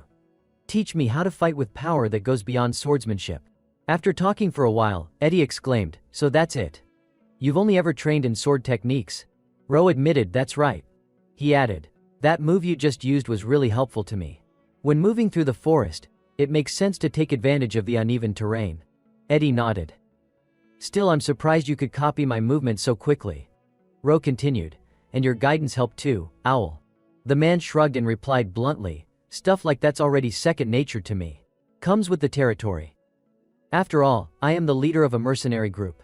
I have to plan strategies to keep my team alive. In group battles, formation and timing are everything. Who goes where, who delivers the finishing blow, we calculate everything backward from there.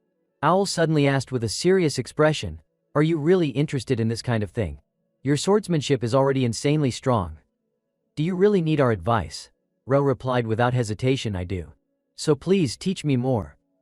The two of them exchanged glances, then nodded, deciding to share their knowledge with him. Eddie began, when you're moving through a forest, you need to use all 5 senses. I'll teach you some tricks for working in sync. First up, front line and rear formation. Sitting nearby, look silently, listen to their conversation. Ro's trying to change, she thought. Having him fight loud really was the right call. Her gaze drifted to the unicorn beast. Whinnies crept into her chest.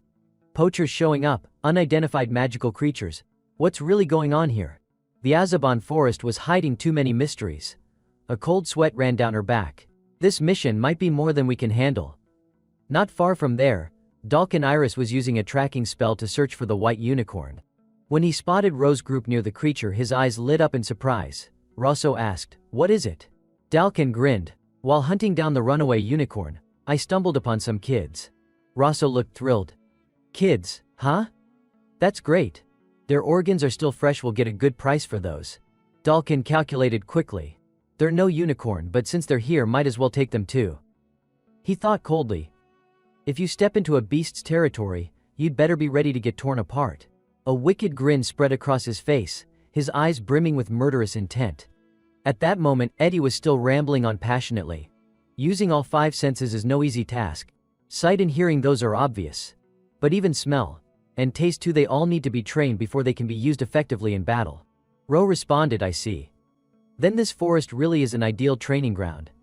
The scent of plants and animals here is incredibly strong. Owl suddenly said, I honestly can't tell any of them apart. Eddie explained, a mercenary who's used to the smell of blood will have a harder time. But right now I can accurately sense how many creatures are around us. He added, use your prana. Think of prana as a liquid form of talent. Focus your awareness on the sense you want to sharpen, and you'll begin to feel it. Ro closed his eyes, concentrating deeply. His prana surged more and more powerfully until Eddie had to shout, you need to control it. Owl was stunned. That much energy, it's insane. Ro thought to himself, every sense must become as sharp as a blade. He focused intensely, and suddenly he detected a strange presence on a high ledge, a demonic face staring right at them. Startled, Ro instantly drew his sword and took a defensive stance. Look was confused. What is it, Ro? He answered, someone's watching us. They're very close. Before he could finish the sentence, a thunderous punch came out of nowhere and sent him flying dozens of feet back. The group gasped in horror. Look, screamed Ro, are you okay? He staggered to his feet, covered in dirt. Then a man stepped forward, demanding loudly, who's letting their prana leak everywhere like this? Disgusting. Because of you, that thing came straight at me. Eddie and Owl immediately assumed defensive stances. Who the hell are you? Eddie shouted. Look suddenly recognized him and yelled, don't fight him. This guy is Dalkin Iris, ranked 672 among adventurers. Owl was shocked. A 3-digit adventurer. Eddie's expression turned grim. He's stronger than us. The man replied arrogantly, so you've heard of me, huh? Look raised her voice. I'm well known too, you know. Right before I cracked the 2-digit ranks, I committed a crime and dropped terribly in ranking. Like an idiot. At that moment Rosso finally caught up, panting heavily and bending over breathless. Dalkin, you're too fast. Dalkin corrected him, you're just slow. When he spotted Look, Rosso exclaimed, oh? An appraiser too? Well, whoever you are, I don't care. Look suddenly shouted, Rosso cruel. He blinked, surprised. Rank 76 on the smuggling list, she declared. Rosso stroked his curled beard and chuckled. Not bad. You even know the criminal rankings. The criminal ranking system and unofficial list reflected the severity of an individual's crimes. The more infamous lists usually included serial killers and top-tier thieves. The higher the rank, the deeper the descent into depravity. Though not government-sanctioned, such rankings were created by individuals outside the Bureau's control. Some high-quality lists were even bought by the Bureau. As long as they weren't unethical. Once acquired, fans would continue updating them regularly. Dalkin's eyes shifted towards something beside them. The unicorn, there it is. He grinned wickedly. The white unicorn, hiding behind a small tree, seemed to sense the danger from this man. Look quickly stepped in front to block him. Dalkin, why are you running with that man? He answered casually, isn't it obvious? Money. She demanded, so you teamed up with him just for money? With your skills you could have earned it honorably. Dalkin retorted, don't jump to conclusions. Money isn't my only goal. I'm working with him for two reasons, to sell goods to him, and to buy from him. Look was puzzled. Buy? Dalkin smirked. You know what I'm talking about, appraiser. The rankings. If you want it badly enough, you can buy your way in. Realizing what he meant, Look clenched her fists in fury. How dare you insult the rankings in front of an appraiser? At that moment, Owl suddenly launched a sneak attack. Dalkin easily blocked him, scoffing, what are these brats trying to pull? Eddie raised his bow and declared, we're tasked with patrolling Azaban Forest. We can't let a dangerous man like you roam free. Dalkin clicked his tongue. What a pain. Handle them like always. He unleashed a terrifying surge of prana that filled the entire area. Gripping Owl's sword blade with one hand, he crushed it into shards. Then he threw a devastating punch straight into Owl's chest. Die. Owl was gripped by terror. Am I really going to die here? But just then, a surge of pale blue prana stormed in like a hurricane. Who the hell are you supposed to be? Dalkin barked. That's my line, asshole. In the blink of an eye, a thunderous blast tore through the jungle, the shockwave shaking everything violently. Two forces collided, one green, one purple, and neither side gave an inch. Ro's face tightened. He gripped his sword and stared straight at his opponent. Across from him, the curly-haired man named Dalkin let out a strained laugh and prepared to strike. The assessor Look, standing beside Ro, shouted in alarm, Lo, are you all right? A murderous light flashed in Lo's eyes. He hesitated for a heartbeat before answering, yeah. But Dalkin smirked, so you were a poacher, huh? His lips curled, and his fingers twitched like someone excited. Look watched his movements in silence, thinking for a moment before saying, I have been searching for him for a long time. Yes, there is no doubt. When she spoke that way, Ro raised his blade and pointed it at their opponent. This move was Island Gale, a single green slash aimed straight at Dalkin. Before Dalkin could dodge, a horrible explosion boomed. Faint chains that had bound him were suddenly shredded as he summoned strength to cut them free, then roared, that kid's using prana. Ro frowned and fell silent, concluding, stubborn, my attack did not land. Immediately he remembered the time he would climbed a cliff with an older man who warned him, Lo, be careful when you meet someone who can use prana. You are a special case. Normally, only those who reach mastery in a field awaken prana. As a boy, Ro had looked up at that cliff and asked, a master? The man's face had gone very serious. His voice hoarse as he explained, whether it is the sword, a weapon, anything you can awaken latent power through deep, wholehearted study. That is prana. Then, before Ro's eyes, the man had hauled himself up the sheer rock face. He planted his foot on the summit, slapped his hand down with a sharp sound. Ro looked up at him on that high peak, the sunset pouring out behind him. The man had raised his hand and said in a low voice, they very well might be masters in a field. Ro's face had been full of doubt and confusion as he clutched his cold, sharp sword. Suddenly, Look at the edge of the clearing hurriedly warned him again, Lo, watch out, Dalkin's ranked 12th in boxing. Ro glanced at her and muttered, rank 12. She scrolled on her phone and spoke in a low voice, listing off more stats. He is ranked 4th in beast taming, 19th for raw arm strength, and 7th in weightlifting. As she finished, Look went pale. Then she raised her voice, his strength is world class, do not get near him. Without Ro noticing when he would move, Dalkin had drawn close to her and sneered, annoyed, spilling other people's data like that. If someone were taking notes right now, that'd be a pain. He added with relish, looks like I will crush you first. He planted himself beside a tree trunk and, using his magic, wrenched the root out. At that moment Look's face filled with fear and panic. Dalkin hoisted the uprooted trunk and aimed it straight at her. His expression was one of cruel satisfaction as he taunted, die. He threw the tree at Look while she was still stunned. Ro charged forward and stopped the trunk with his body. His expression hardened. He clenched his teeth and threw all his strength to hurl the log high into the air. The force of the throw knocked Ro back a long distance. Look looked down at him, voice trembling, low. He panted as he rose, his gaze ice cold and fixed ahead. Just then, someone watching them both murmured, puzzled, huh? The man stood beside curly-haired Dalkin Rosso, one of the smugglers. Stroking his beard, he grinned slyly and said, Dalkin, seize him. He will fetch a high price. Dalkin's face brightened with greed. If you say so, then it must be true. I will capture him just as planned. If he is still alive. Suddenly, from a high branch, a boy observed their movements. He notched an arrow and muttered, better not forget about us. Dalkin heard the high twang of bowstrings as arrows began to fly in rapid succession. He turned his face and sneered, glancing over as he used the strength in his arm now fully suffused with prana to stop the incoming arrows. His expression brimmed with exhilaration as he stared at the boy and asked, irritated, are you worth remembering? Under that cold gaze Eddie shivered and froze where he stood. Suddenly another man appeared. He hurriedly tossed a bomb at the two of them, and Dalkin glanced back, puzzled. This man was the leader of the Scarlet Hounds, called Owl. His face remained unnervingly composed. Push him back now, he urged. Through the drifting black smoke, Dalkin shouted angrily, do not toy with me, I will wipe you out. He slammed a heavy palm toward Owl, cracking the surroundings. Rosso, nearby, flinched and stepped back. Explosions rolled out, and flocks of birds took frantic flight. When the smoke cleared, Dalkin frowned in confusion, looking around at the wreckage and growled, they got away. Rosso brushed off his coat as he walked and warned, Dalkin, that was too dangerous. Dalkin taunted, what if you would died, with a mocking tone. In an instant, people from the heroes group scattered and fled. Owl carried Look on his back and shot Eddie an approving glance. Impressive, you understood my meaning, he said.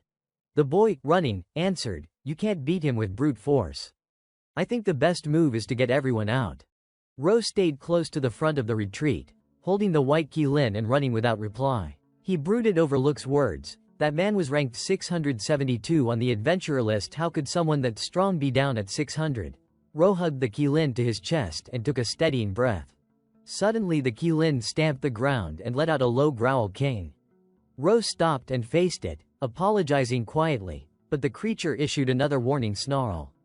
They halted well away from the forest. Owl gently set Look down on his back and said, we have made it this far. We should be safe now. Look fixed Ro with a serious look and warned, lo, there is still one more thing to do. Rosso cruel, relentless added, you must capture him. Ro's face filled with doubt and confusion as he repeated the words, Russo cruel.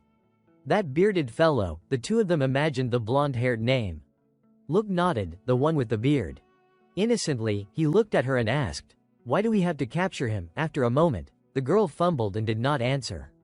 Look lowered her eyes and said sadly, because of my own objective. Seeing her like that, Ro fell silent. At that moment, Owl cut through his thoughts with a cool, clipped voice. I do not know what she means, but should not we decide what to do next? Look glanced at him, flustered, and admitted, you are right.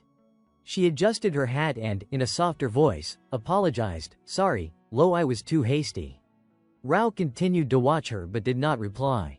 Immediately Owl banished the awkward atmosphere and gave his opinion. As I said before, our mission is to patrol the Azavan forest. Eddie looked up at him and replied, I have reported this already. Owl continued, if we are going to keep tracking those two. Look's expression returned to normal and she reminded them gently, as an official agent, I will be blunt, the two of you do not stand a chance against them. Owl folded his arms and hesitated, I know. That is why we will only observe. The two of them kept talking. Once we expose their crimes we will report to the Bureau and let them handle the rest.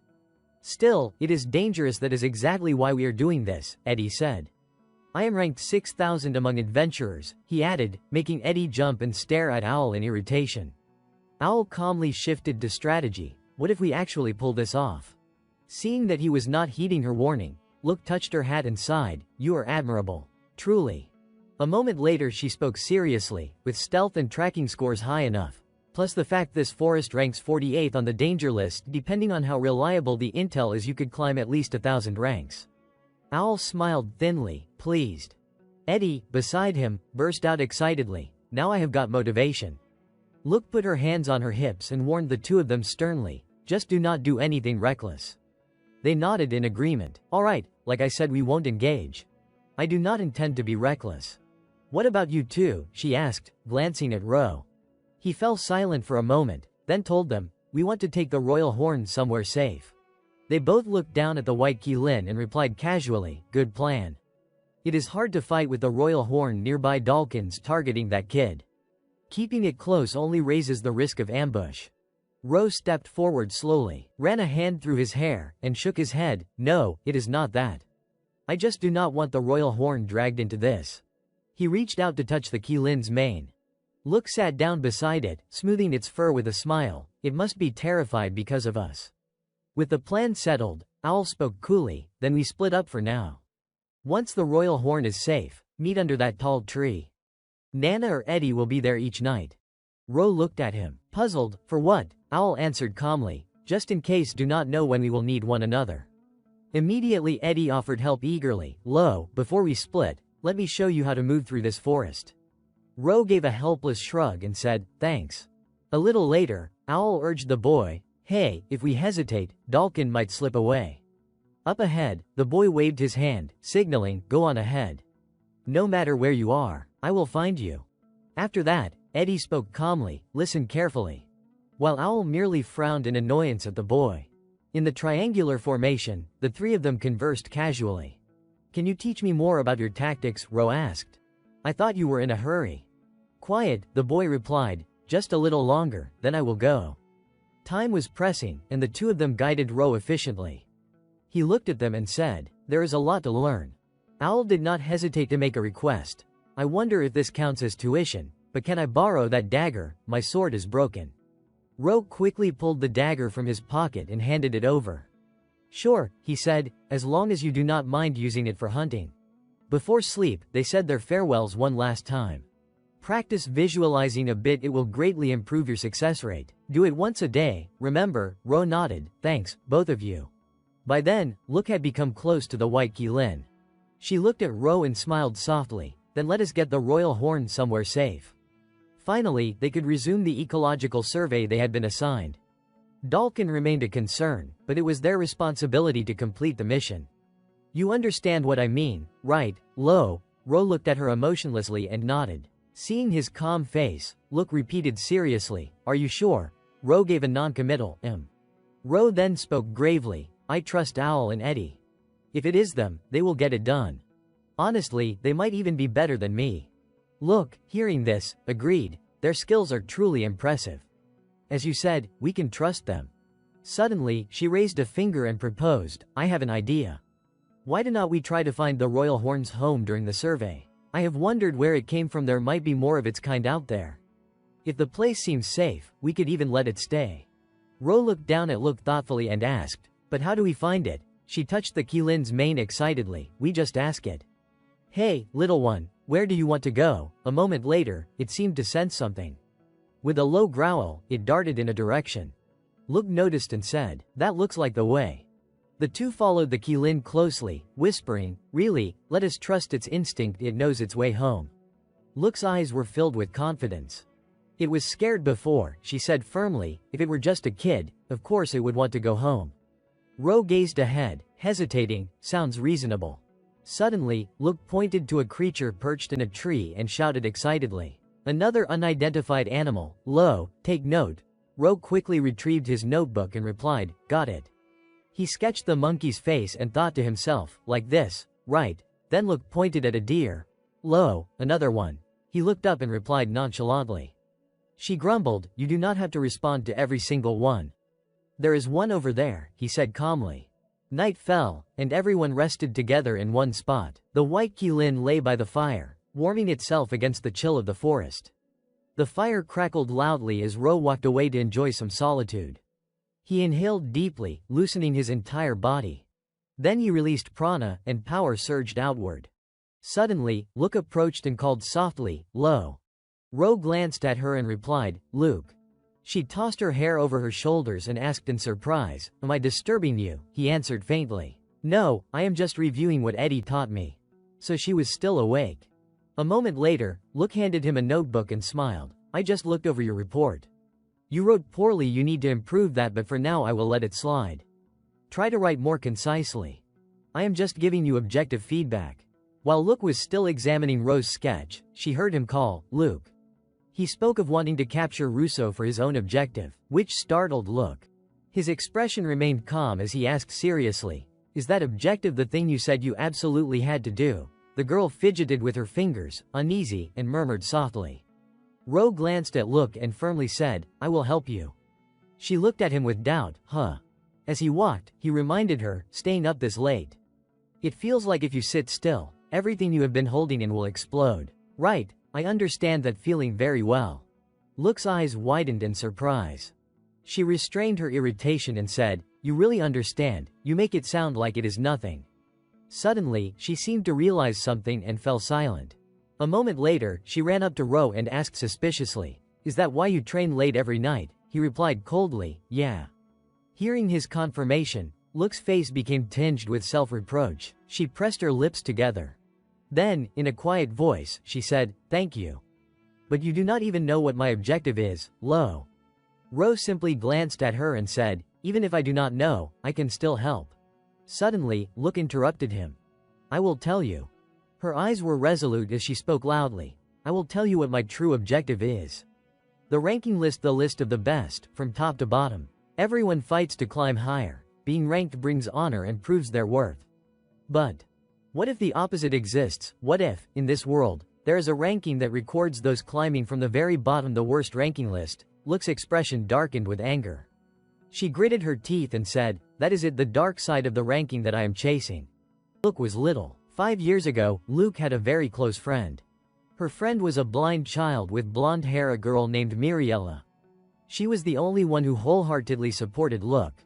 Born blind, she had never seen the world, and so she never poked fun at Luke's dreams. Sitting on a bench, Miriella admired him and breathed, "Luke, you are amazing. Do you really want to become an assessor?" She excitedly shared her own dream. "My dream is to become an assessor and break the rankings.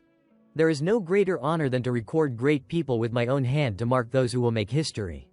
After she spoke, Luke leaned back on the bench and complained bitterly, "But the others say I will never make it. You are the only one who believes in me, Miriella." Miriella agreed warmly, "Maybe this school is too small for someone like you, Luke." Then she changed the subject. "Hey, yesterday my family got invited on a cruise." Miriella hesitated, then tried to explain, "I think it is called Bond something." Before she could finish, Luke sprang to her feet and shouted, "Bond Solutions." Instantly she leaned in close, curiosity bright in her voice.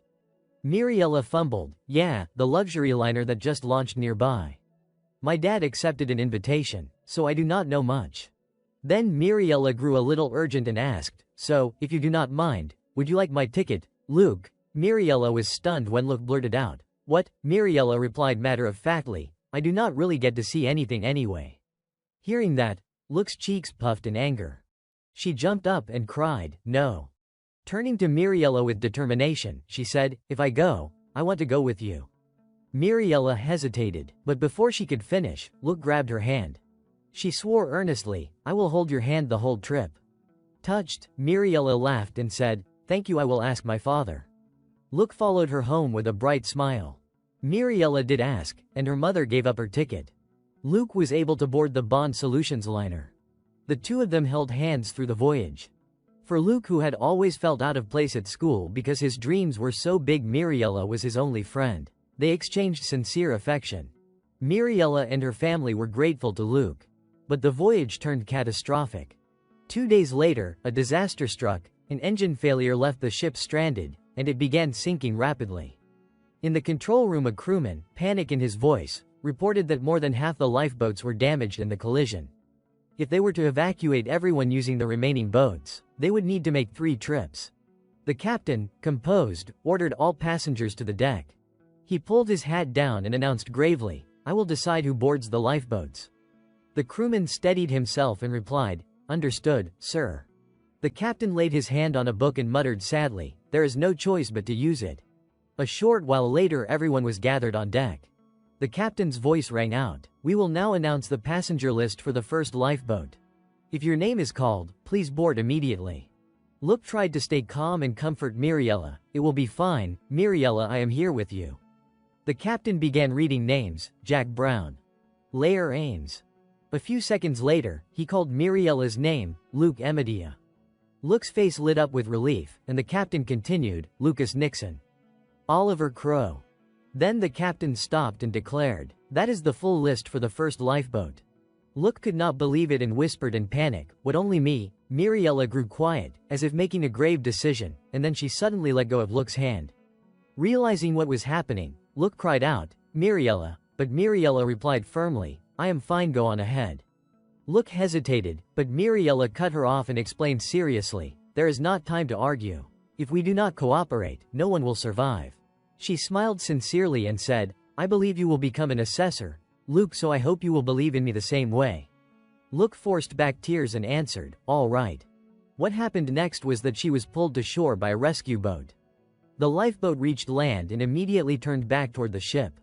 But after several trips, Luke still could not find Miriella's face among the survivors. When she looked out, all she could see was the ship engulfed in flames, and by the time the third rescue run came, it was already too late. Luke collapsed to the deck and muttered, "No. No way." At that moment she overheard two crewmen talking nearby. "Lucky we did not go up there, we survived because of that." They chatted casually in front of the roaring fire, talking about how the lowest-ranked people get pushed aside. Luke crept closer and, disbelieving, demanded, "What do you mean by that?" She clenched her fists and, trying to hold back her anger, pressed them for an answer. "What do you mean by the worst ranks?" The two men panicked at once. "Kid, did you hear that?" She tightened her grip and, voice trembling with fury, shot back, "Listen to how you reacted. This is not something everyone should know, is it?" Then Luke fixed them with an icy stare and threatened, "Explain. If you do not, I will make sure this worst-ranking rumor spreads across this entire coast." One crewman relented and said, Okay, I will tell you, but do not tell the captain." As he spoke, hatred slowly filled her eyes. Back by the fire, Luke calmly explained what the worst ranking was. She spoke sadly, "It is a list that ranks people from the weakest upward socially, economically, physically, mentally, cataloging those who are deficient in every aspect." She buried her face in her knees and continued, "So you can tell at a glance who they are, understand?" Tully listened in silence and then said gravely, "It is used to decide who gets discarded when things go wrong." She only nodded somberly. Luke went on, voice heavy with bitterness, "Those who hold other people's lives in their hands use it, the captains of luxury liners, hospital directors, politicians, they use the list to decide whose life to prioritize." Then her tone hardened with resolve, "My goal is to erase that worst ranking from this world." Under the starry sky her voice rang with determination, "I will never forgive the system that killed Miriella. A ranking that pushes people into despair has no place in this world." Tully sat quietly and listened. Suddenly he asked, "I understand what the worst ranking is now, but how does that connect to Rousseau?" Luke calmly outlined her plan. Simply put, she wanted to use one criminal to take down another. She explained seriously, "The worst ranking is an unofficial chart, like Rousseau being listed among unregistered criminals. If we capture Rousseau and use him to force answers about those unofficial rankings, we can get closer to whoever's behind the worst ranking list." Her tone was solemn as she added, "That is why I want to take down that man, Dalkin, at any cost." Tully asked skeptically, "Is there any clue about the mastermind?" She answered evenly, "No clues at all. But given that they have pulled in politicians and the wealthy, it has to be a big organization." Her face grew grave as she analyzed aloud, "There might even be a secret branch of the institute. That is only my speculation." After that both fell silent. Then Tully spoke up encouragingly, "You must have had a hard time." He looked at her with gravity and admitted honestly, "It must have hurt, yet you never stopped. You are incredible, Luke." Luke froze, stunned. After a few seconds she almost whimpered, "Do not." She buried her face in her knees again and said, voice thick, "If you say things like that now, I will cry." honestly fell silent. Then he smiled gently. Suddenly Luke made a demand. Then you have to tell me yours, Lo. She looked up and, half playful, said, "It is not fair if I am the only one who cries. Tell me your goal." Road Tully did not hesitate. He agreed, "All right." Then, teasing casually, he added, "But I won't cry." Look immediately shot back, "No way, I will make you cry right here in my arms." The next day, the quiet forest was suddenly pierced by the sound of heart-wrenching sobs. Look was crying, her grief evident and profound. Road Tully reluctantly asked, still crying. She choked back words between sobs, "It is just. I have never gone through something as hard as Lo has. Even if I cried all night, the tears would not stop." Eventually, Look's sobs subsided. Wiping her tears, she spoke, "Now I understand why Lo was so impatient.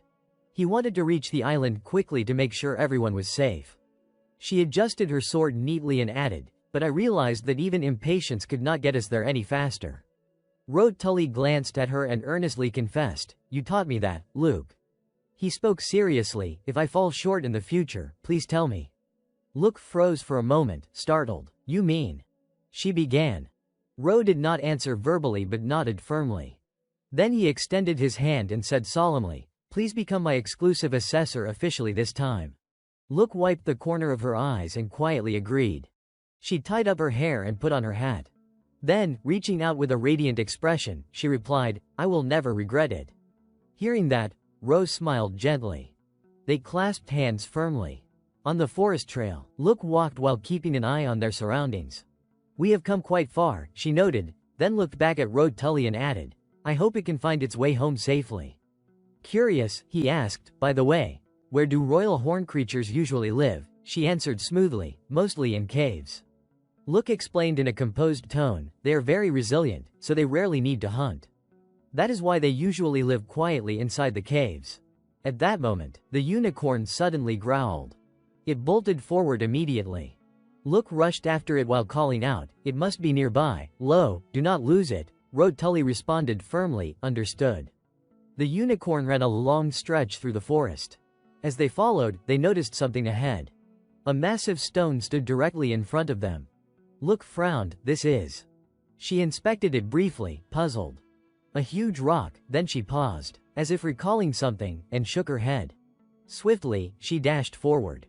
Seeing it clearly, she gasped in shock, "Muse mimic. No way, a rare beast like this existing here." She lifted a hand to feel its body and murmured thoughtfully, "But it is already dead." "I see.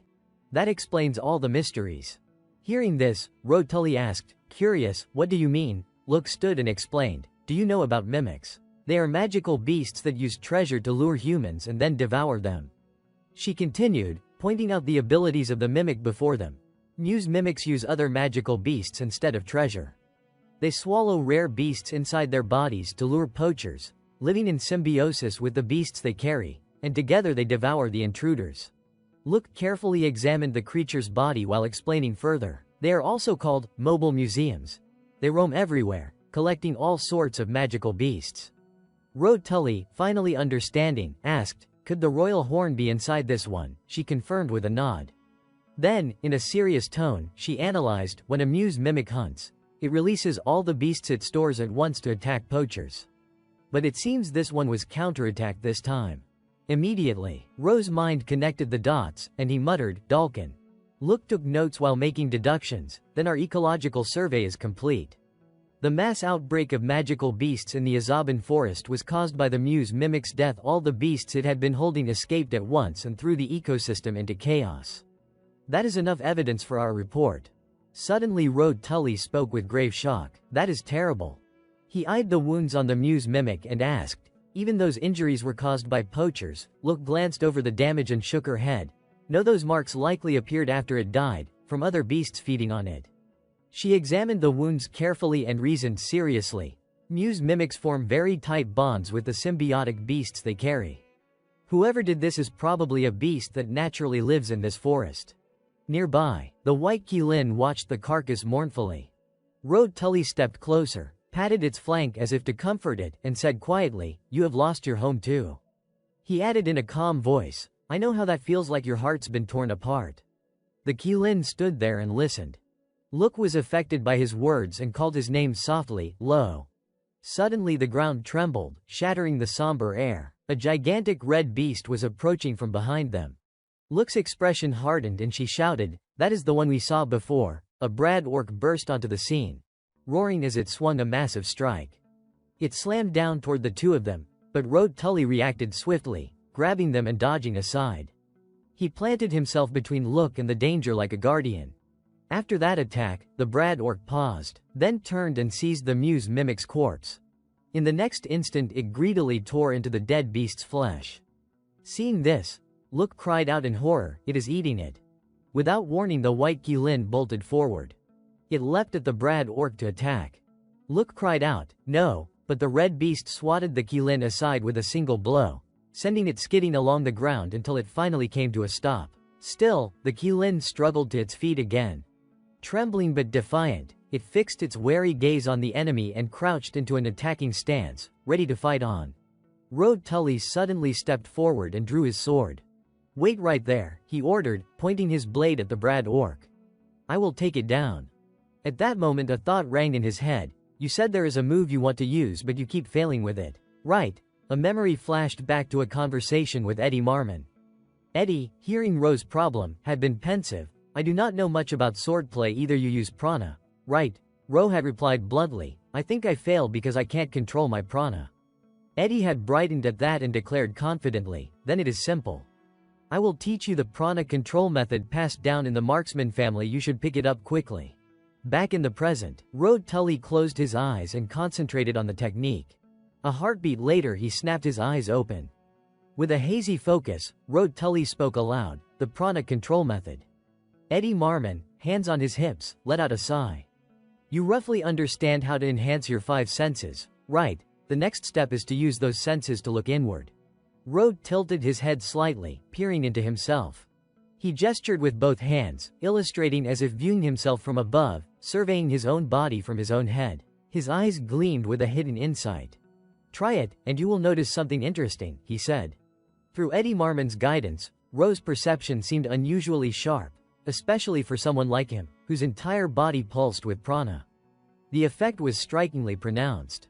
Returning to the present, he relaxed and closed his eyes, diving inward with his heightened senses. Before him stood the colossal brad orc, a mountain of a beast. Gradually, something began to take shape around him, emanating from his very being. Though his eyes were shut, he could perceive the source of his own power more clearly than ever. This was himself. Every movement felt like the pulse of his body, the chaotic flow of prana. The familiarity made it easy to acclimate. "I understand now. If it is like this." He opened his eyes, his pupils blazing, his vision locked onto the target. The brad orc, sensing the threat, turned to face him, but it was too late. The tip of his sword, fully charged, pointed directly at it. Cornered, it closed its eyes and lunged in a desperate strike. Ro gripped his sword tightly, whispering, "Middle path." The blade sliced through the air like a cold, decisive invocation of his new technique, transformation in harmony. The power behind the strike was undeniable. Look had been observing closely and her eyes shone with awe. The second strike. It worked, but Ro shook his head. No, one strike is not enough. He continued to swing again and again, each motion faster and more ethereal than the last. His gaze hardened as he explained in a measured tone, "Transformation in harmony is a technique that accumulates strike after strike, without end." Amidst the flurry of blows, the brad orc could do nothing but roar in despair. With a sharp clack, Road Tully sheathed his sword. The moment he turned, a massive explosion erupted, throwing dust and debris into the air. Look's eyes widened in amazement. After the chaos settled, Ro approached the white Qilin, soothing it gently. "Do not be afraid. I am not your enemy." The Qilin cautiously approached, sniffing his hand a few times. Look watched, moved, as it placed its hoof on Road Tully's hand. She thought silently, at this point, it is best to travel with the royal horn. This forest has become far too dangerous. Looking up at the clear sky, Look wondered briefly if Owl was safe. Meanwhile, elsewhere in the forest, Dalkin was mercilessly torturing a wild white Qilin, which screamed pitifully. He wielded sharp weapons, glaring at the trembling beast. "Stand still, I can't strike accurately if you keep moving." Losing patience, he turned to Rosso Cruel. A little damage won't hurt, right? The smuggler immediately objected. No, that will lower the price. Dalkin slammed his weapon down in frustration. Why, I will crush it to dust anyway. Rosso tapped his staff, explaining, if it is dust from the start, they will suspect it is fake. Hidden high in the trees, Eddie Marmon and Owl Darkus had been observing all along. Owl muttered in disgust, damn it. I feel nauseous just watching. Eddie nodded grimly. The brown-haired boy tried to stay calm, but this was no opponent they could defeat. Owl looked at him and said, we have no choice but to report to the assessment bureau. On the ground, Rosso was counting cages. It seemed they had gathered nearly all the loot. Suddenly, Dalkin muttered without preamble, then now is the time. He formed a circle with his thumb and forefinger, placing it over his wide-open eyes, ready to deal with the intruders watching him. High in the tree, the two observers felt immense pressure. It was too late. With a swish, Dalkin dropped to the base of the tree where they were hiding. He landed a punch that shattered the ancient trunk, forcing them to leap away to avoid the blow. Owl and Eddie skidded several meters before finally stabilizing. The kid stared at the hulking man before him. We were hiding our presence. When did you notice? He demanded. The reply was blunt, from the start, kids. Then Dalkin calmly pointed out their weakness. You hunted the beasts up in the trees. We are the ones gathering the goods. All the beasts around here were under our control. Eddie swore under his breath, this bastard, yet a flicker of worry ran through him. A 3-digit ranked adventurer is not just muscles. Owl sprang into action, flinging a weapon forward. To everyone's shock, Dalkin nonchalantly caught it. He seemed to know the object was not a real blade but a sack of sand. Next came an arrow. Was that trick used twice? It turned out to be a smokescreen tossed to buy a chance to flee. Standing amid the choking dust, Dalkin roared, I will kill you. Owl spun and shouted, run. Eddie did not hesitate either. We are running. Even while sprinting at full tilt, Owl understood that the same cheap trick that worked before would not save them now. What do we do? He thought. An idea sparked in the boy's head. Eddie plucked a leaf from a branch while Owl watched, puzzled. We can only try to raise our survival odds even a little, he muttered. Gritting his teeth until his fingertip bled, he smeared blood across the leaf. He then wrapped the bloodied leaf around an arrow. With a whoosh, the arrow streaked away on its flight. Both of them followed its path with their eyes. Eddie exhaled, I did everything I could. They felt Dalkin close in. He exuded raw killing intent. What, you still have not run? He jeered. Smart thinking. I know every contour of this terrain. I will kill you in one strike. Owl shot back, do not block my way. Eddie smirked, that line should be mine. As he drew an arrow from his quiver, he whispered, an archer only shows his true skill when there is cover. It is wrong to expect this to be like a test. Beside him, Owl slowly unsheathed his keen blade, adding dryly, coincidentally, I am different from when I competed. Team fighting is my specialty. It is easier to show skill with allies at your side. Blue prana began to rise around Eddie. Red prana flared around Owl. Good, they said in unison. They took their stances, ready to face whatever came. Let us go. Ro turned his gaze away, his eyes lifting to the sky. I feel a strange surge of energy. Is it just an illusion? He wondered. Luke stepped forward, calling out, low, about what we should do with the royal horn from now on. The white Kirin closed its eyes, attentively listening to her suggestion. At this point, I think the best course is to protect this child. Take it to the assessment bureau. This is not the first time I have defended a magical beast. Let me handle it. Ro studied her for a moment, then slowly analyzed the situation. That guy won't sit still. If we want to leave the forest with the royal horn, we have no choice but to defeat Dalkin. Luke nodded firmly. I think so too. She held up 2 fingers. I have exactly 2 options in mind. She crossed her arms and elaborated. First, wait for Owl to report to the assessment bureau and have the Institute forces arrive. But the opponent is Dalkin. If someone like Mr. Loud is waiting there, they will rush in immediately. Otherwise, it will take time to gather them all. Ro's voice deepened. Dalkin's control over key energy surpasses mine. I am not confident I can keep evading his perception indefinitely. Luke's eyelids flickered. Frowning, she suggested, the other option is very simple. Ro listened intently as energy began to ripple throughout the forest. Figures thundered forward. Dalkin thrust his massive hand out, astonished. What? Eddie and Owl activated their own ki, alert to his next words. "You can use ki too?" Dalkin asked, surprised. The energy radiating from the two was immense and stable. Not just potential, it was capability. Ro thought back, humans awaken ki by mastering a specific field, but without a trigger, it cannot be awakened. Owl had faced life and death situations, honing his combat intuition over years as a mercenary. He was adept at gauging enemy strength and had faced no real difficulty in recent years. Eddie, a genius archer born of a prestigious bloodline, commanded respect from all. No one dared challenge him. Together, they were like a living monument of success, yet neither had ever truly known failure. Until recently, that is, when they encountered an anomaly capable of wielding ki, Lo Tuli. Owl raised his sword, ready for battle. That alone was enough. Eddie drew an arrow to the string, prepared to awaken his energy.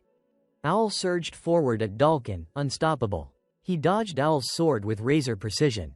Dalkin's eyes gleamed with a sharp light as he swung a heavy fist toward his opponent. Owl slashed horizontally to intercept, and the collision between fist and blade sparked violently in midair. Owl's eyes flared as well. He had seen something. "I see it now. This is the power of chi energy." Meanwhile, Eddie stood at a distance, bow raised, carefully watching their every move. He narrowed his eyes. "I actually managed to use it once before, back in the forest, but this is the first time I can see its color." His pupils lit up with an electric blue glow. "Now I can shoot with even greater precision," he thought. He released his arrow, activating his skill. Homing shot. Just as Dalkin dodged Owl's strike, he found himself in Eddie's line of fire. The arrow flew straight toward the back of his neck. His eyes locked on the incoming projectile, and he cursed. "Damn it! He aimed right where I dodge." Channeling every ounce of chi energy within him, his entire body began to glow. The arrow clattered harmlessly to the ground. A small pouch spun through the air. Dalkin looked up just as it burst with a boom, a smoke bomb. Thick gray mist filled the area, forcing him to wince. He looked down again, startled, as another arrow shot toward him. His feet slid backward across the dirt as he traced the arrow's trajectory, then spotted Eddie perched on a nearby tree branch, staring down at him with fierce determination. Dalkin quickly calculated the situation. "He can target anywhere I move. He climbed that tree at the same time he tricked me with that feint." Owl seized the opening, slashing again, but Dalkin backstepped narrowly out of range. He realized he was cornered. A coordinated team, Archer sharing my position, Swordsman pressing me without pause, their timing is flawless. He glanced at Owl's cold, composed face. "So that one's the brains," he muttered internally. Owl's fingers subtly shifted into a series of hand signs. Dalkin caught it immediately and smirked. "Hand signals too, huh? If I had a little more time, I could crack their code. These bastards really are good at deception." Then he went silent. Suddenly, Dalkin reached up to rub the back of his neck. "I give up," he said flatly. "Dealing in monster trading brings too many headaches. Fighting you people is just a waste of energy. So I've only been toying around." His hand flared with a razor-sharp aura. "Understand?" The veins on his arm bulged, his chi radiating like blades. "This isn't a difference that can be solved with brains alone," he seemed to convey. "Don't underestimate us," Owl roared, charging forward. From above, Eddie released his bowstring. Dalkin tightened his stance, fists raised. Sword and arrow attacked in perfect sync, but Dalkin's chi burst outward, enveloping both weapons in its glow. He punched. Grip speed, rank 48. Owl jerked backward with a choked gasp. KH. Dalkin caught the tip of Owl's sword with his bare hand and lifted it effortlessly. Owl's eyes widened in disbelief as the man crushed the blade between his fingers. Grip strength, rank 19. He followed up with a vicious kick. Owl's body flew back and hit the ground hard, blood spraying from his lips. "Owl!" Eddie cried, horror in his voice. Dalkin turned, uprooting the very tree Eddie stood on. Weightlifting, rank 7. A system note flashed. Owl whispered faintly, "Eddie?" Dalkin rubbed his neck again, chuckling darkly, still clinging to life. "Huh? Too bad, your organs are pulp. So I can't even sell you anymore." Raising his arm high, he bellowed, "In that case, just die already." A streak of green light suddenly lashed across his arm, binding it tight. His eyes widened. Ro stepped forward, his tone cheerful. "Thanks for the message on the arrow. Good thing I wasn't late." Owl whispered weakly to Eddie. As Dalkin scowled, "You again," he hissed. Ro's expression turned solemn. The simplest method, final resolution. He leveled his sword toward Dalkin. "Stance firm. I will be the one to defeat you." In that moment, their figures stood side by side. Ro Tully, Adventurer rank 2.728. Dalkin Iris, Adventurer rank 672. Rosso Cruel stared at the cages for a long moment, then said, "Dalkin's late." He adjusted his spectacles and stared intently at the thing in his hands, wondering if the man was really struggling against a pair of kids. Rosso mulled over the young man he would seen. If a wildcard exists, it would be that brat. That prana of his. Indeed. Then, without warning, a mysterious smile spread across Rosso's face. Meanwhile, Ro faced Dalkin. The two exchanged razor-sharp looks. The air around them crackled, each man's presence pressing to overwhelm the other. Dalkin struck like lightning, hurling a fist at Ro that caught him off guard. A barrage of blows followed punches that carried terrifying physical force. With quick eyes, Ro raised his sword to parry the incoming fists, then used his leg to spring up into the air. Without wasting words, he brought his blade down in a devastating strike toward the Dalkin below. Ro closed quickly, his gaze full of killing intent. Dalkin answered with his own powerful punch, and the two of them unleashed everything they had, their strikes meeting in a thunderous explosion. Ro's technique threw Dalkin off balance and pushed him backward. Dalkin regarded him warily. "Your footwork's improved a little," he observed. Ro said nothing, only stared at him with fierce intent. Then Dalkin sneered dismissive, as if to belittle him, and suddenly unleashed his full power in anger. "You still are not my match." The overwhelming surge of strength stunned Ro. Before he could make sense of it, Dalkin closed the distance and delivered a brutal kick that sent Ro skidding backward. Ro landed and snapped back into combat stance. Dalkin reappeared through the smoke and lunged with another punch. Ro moved with nimble footwork and slipped aside. Dalkin barreled into a tree and glanced back. "What is the matter?" he called, then shoved with raw force, sending the whole tree crashing toward Ro. You can't win by running forever. With no other option, Ro ducked low and endured the onslaught. Dalkin charged again, eyes full of killing intent. Die. In that desperate moment, Ro remembered a single fact: Dalkin's adventurer ranking 672. He met the next strike with his sword, thinking, "I have fought stronger opponents than him before." Do not underestimate the adventurer ranking. Under the opponent's overwhelming pressure, Ro steadied himself. "Do not be afraid." Immediately a blue light shone from Ro's body.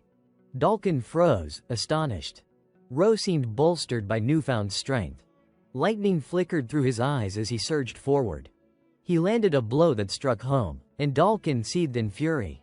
"A prana trick, this brat is copying my moves," he snorted. Ro replied calmly, "A technique? That is not even worthy of being called a technique." Dalkin, unable to accept the insult, swung his fist again. As Ro evaded, memories of prior lessons came back to him. You do not always meet superior strength head on, think, adapt. Owl had once told him that strategy is not invention. It is born from the knowledge you possess and the templates you have memorized. The foundation of tactics is to seize numerical advantage. Owl had offered to teach him a few simple templates to do just that. Ro quickly recalled the steps Owl had shown him. First, ambush using team coordination. Second, lure the enemy into your territory. Third, synchronize a surprise attack from a concealed unit behind the foe. At that exact moment, Owl appeared and lunged toward Dalkin. Dalkin could not believe what he was seeing. You can still move," he spat. Owl forced a bitter smile. "You bastard, you are really pushing me to my limit." Then Owl surged, wrapping himself around Dalkin's back. "Now!" Owl yelled. Dalkin, momentarily restrained, howled, "You damned," and exploded outward with a massive release of force that sent both of them skidding apart. He charged straight at Ro, snarling, "Too bad for you." Just as Dalkin's fist was about to smash into Ro, an arrow swept across his field of vision, and he howled in pain. Eddie, perched under a tree, had drawn and fired, his voice calling up, "Go!" Low, caught completely off guard. Dalkin took a diagonal cut across his belly as Ro struck. Chapter 21. When Ro's blade bit into Dalkin's side, Owl was flung backward. The blow looked like a killing strike. Dalkin stood agape, unprepared, mouth open. Just when it seemed he would been finished, he drew himself together and fought to keep his balance. Ro could hardly believe what was happening. Dalkin went berserk, his power leapt up another notch. "What do you take me for?" he roared. Even Owl, lying on the ground, was stunned by the surge of strength. Without wasting words, Dalkin launched another blitz at Ro. The forest itself seemed to tremble from his force. With no choice, Ro leapt into the air. From below, Dalkin shouted, "You blocked it, now it is over." A cruel smile split his face. "I will crush you the moment you hit the ground." From the forest floor, Dalkin taunted, "You deserve credit, an insignificant adventurer holding out this long is impressive." Owl lay exhausted, unconscious.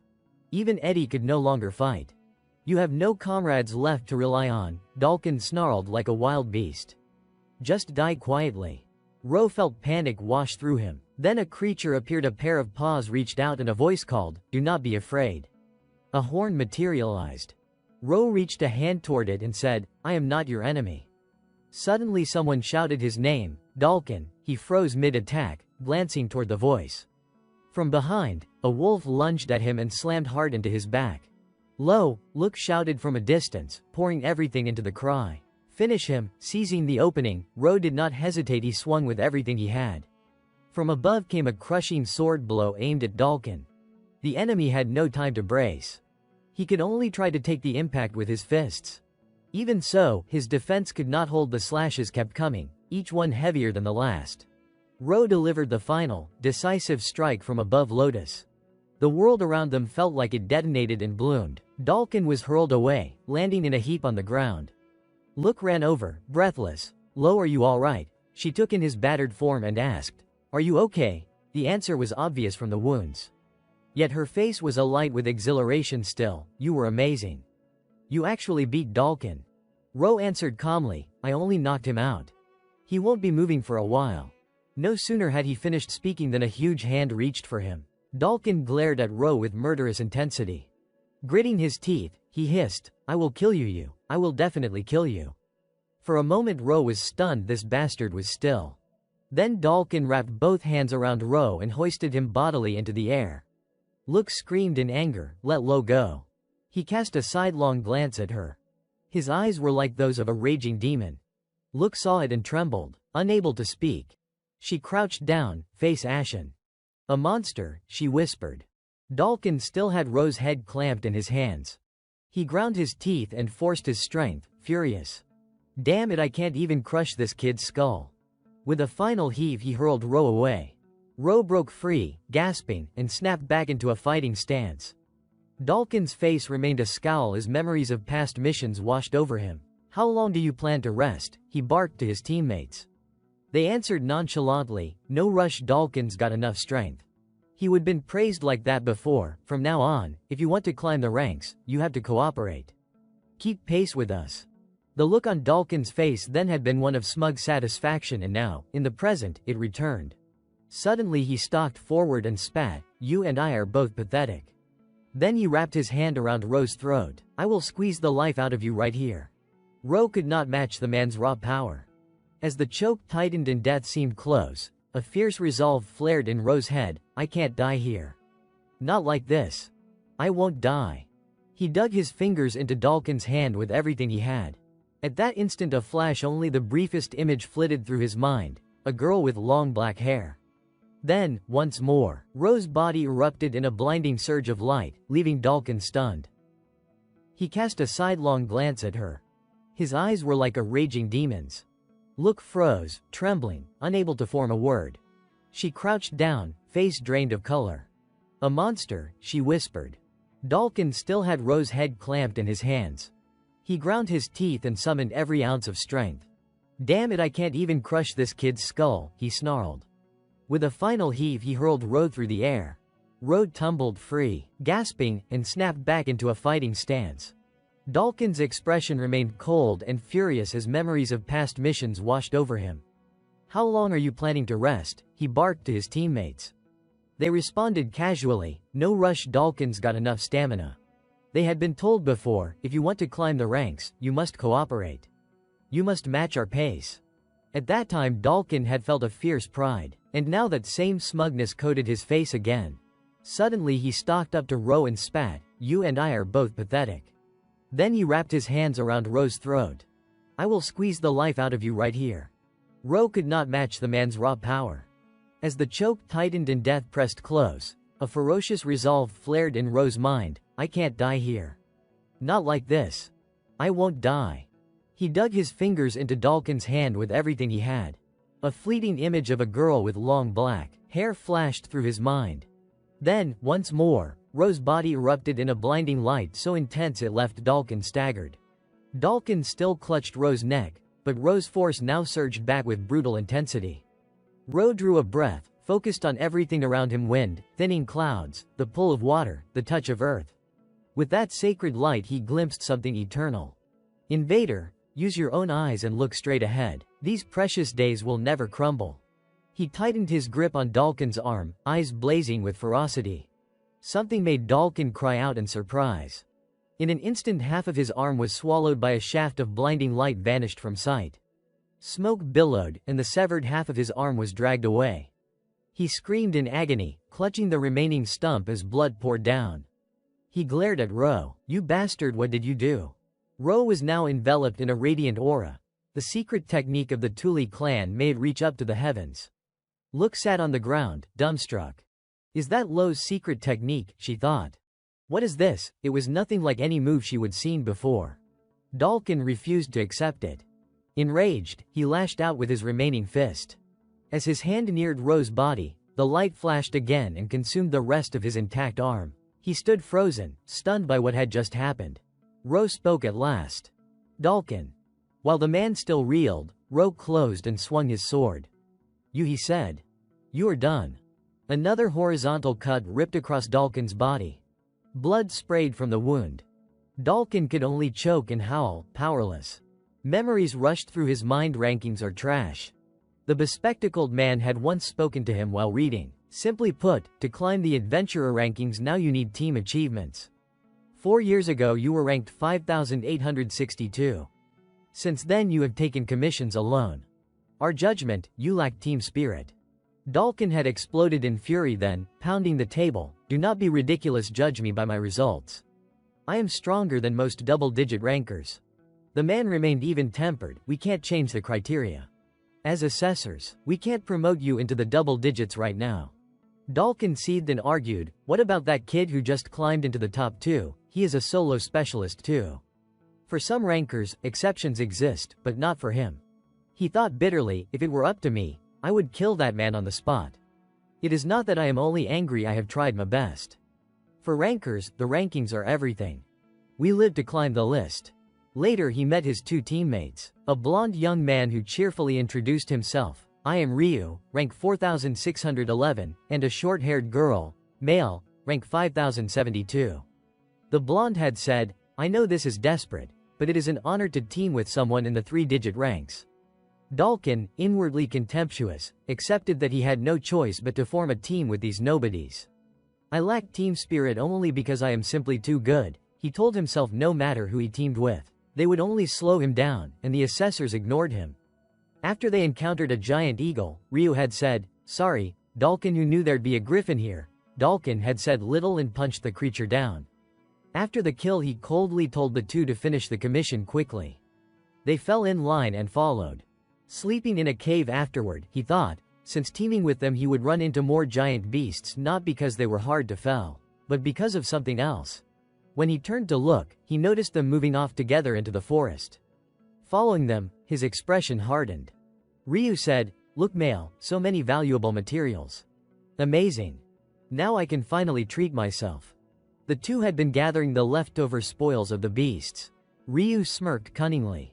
See, just like I said, grab the intel on the giant beasts first, then stumble into them during the mission. And that fool takes care of everything for us. Male's face twisted into a sly grin. You really think he does not notice? No way he would. Some rankers only care about their own rankings. Let us keep using him while we can. The 2 of them were reveling in their success when Dalkin suddenly appeared behind them. The air turned icy, making their spines tingle with fear. You trash, he growled, should I throw this bag away? Or kill you all? Make your choice. Male, still in shock, heard Ryu call her name. When she turned, he did not hesitate to punch her squarely in the face. Then, standing over her in a terrifying display, he said, "Male. What are these wounds?" It was as if possessed. He snapped toward Dalkin. "What did you do, Dalkin?" he spat, eyes full of contempt. Ryu's frustration boiled over. "Yes, maybe we are a burden to you, but hitting teammates, your face says it all," he growled, the distortion of anger twisting his features. "That is exactly why you can't climb the adventurer rankings." He grabbed Male's hand and pulled her upright, pointing straight at Dalkin. "I will report this to the bureau. Say whatever you want, but compared to an incooperative ranker, my word holds more weight. However, we are generous if you apologize. We will let this go." He glanced at the girl. "Right, Male." The girl, speechless, only nodded in agreement. "Right," she murmured. Dalkin's hands clenched, his fury palpable. "Do you expect me to bow to trash like this? You think I will obey just to climb the ranks?" Suddenly, a wicked smile spread across his face. But then, before him, the two people were now sprawled in pools of blood. "No. No way," he muttered. "I do not regret it, but the bureau has noticed. Killing a ranker is a serious crime." Thanks to his past achievements, he had escaped prison, but his ranking was revoked, and he was banned from re-registering for 3 years. That was when he got the chance to betray someone for money. While he lived recklessly to earn cash, his registration ban expired, and at that moment, a broker approached him with an unusual offer. A man named Rosso appeared at his door. "If you want, why not buy a ranking?" he suggested. The man's face lit up with delight. Perhaps. All he wanted was revenge. He wanted to destroy the ranking system. He wanted the assessors, who had never appreciated his true value, to regret it. That brat. One day, he would feel it too, the pain of hitting the ceiling as a ranker, trapped with nowhere to retreat. After defeating Dalkin once again, Ro emerged victorious. The winner, Lo Tuli, adventurer rank 2728. In the deserted forest, Ro sheathed his cold sword and stared down at Dalkin, who lay unconscious on the ground. His face was scraped and exhausted. He breathed hard, then drew a long, steadying breath. He moved off to a dim corner to compose himself. Suddenly Look called out loudly, "Lo, where are you going?" Ro's face darkened with anger. He answered with quiet resolve, "It is not over yet. I have to capture Rosso." The words sent a wave of shock and something close to hope through Look. She remembered that night, when she would told him if she could seize Rosso and force him to talk about the unofficial rankings, they might be able to trace the mastermind behind the worst rank list. Look lowered her eyes, pressing her lips together to hide the emotion welling up inside. Then she bolted forward. She threw her arms around Ro from behind and sobbed, "Not now. Not like this. With your current strength, Lo, even you would be defeated.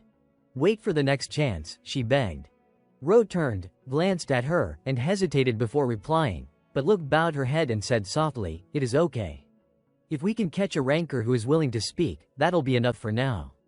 Ro looked baffled and said nothing. Immediately his body betrayed him, fatigue overwhelmed him and he collapsed, gasping out, "Sorry." Look froze in terror, then rushed to him, shouting, "Lo." After the battle, Eddie woke first and went to report to the assessment bureau. Owl regained consciousness next and helped with the wounds. While Owl tended injuries, he spoke calmly and analytically, "I am hurt pretty badly too, but if we wrap the body in prana we can still move. This power the earth is beginning to make use of it. While I slept, I had a long dream." Ro had drifted into a dream-like recollection. He would seen, in a blur, a beautiful woman with blue hair sitting with a familiar man. The man spoke skeptically, "Is it really enough to just tell the boy? He is only 1 year old." The woman smiled reassuringly and stroked the child's head, "It is fine. That is how the technique works. It does not etch itself into the mind. It is engraved in the heart in the prana. When Lo awakens his prana in time, he will gradually remember. He might even recall this conversation." She laughed softly. The little Ro clutched at her clothes, curious. The man fixed him with a serious look and addressed him, "Lo, our ancestors once possessed special powers. That gift brought them enemies. They were defeated and scattered, and one of them became the Tuli village. We live here secluded, but that might be for the best. It lets us live apart from the fighting." Older Ro watched the three of them and thought silently, "Father, I think the same." But then a question came, "If that is so, why did you teach me that technique?" Father, mother, grandmother, everyone knew, did not they? They all understood that one day he would have to fight. Ro opened his eyes slowly, his gaze serious. He saw his two comrades and heard Loud frown and ask, "You are awake, enduring the pain." Ro sat up. Look leaned over him anxiously. "Lo, thank goodness. You were out cold for an entire day. I was so worried." Ro's eyelids drooped. He gave her a crooked look and said, "You treated me, thank you." Then he looked up at Loud and asked, curious, "Why are you here?" Loud extended a hand and offered a faint smile. "I rushed over as soon as I heard. If you had not woken, I would have taken you back to the capital. I heard about the trouble on your first mission. Can you move?" Ro gripped Loud's hand, rose with effort, and answered, "I can." Suddenly Ro scanned the area and noticed something. He saw the other two murmuring to one another. "You have already been to the assessment bureau and came back on purpose," he heard them say. "I worried leaving everyone behind." Ro reassured himself, everyone was safe. In a sudden motion, Loud stepped up to the wooden post and looked down at Dalkin, who was now tied and being escorted by assessors. His voice was cold and clipped. "You can move too, right? I will untie you, but do not resist. That'll only waste time." Dalkin's face darkened. He said nothing. Loud studied the hulking man's bound form in silence. He peered at the two hands that had been severed and frowned in confusion. How had this happened? They had not been cleanly cut. They would vanished. He would never seen anything like it. Whatever struck Dalkin had to be strong enough to fell a top-ranked knight. Along the violet-tinted forest trail, they walked slowly.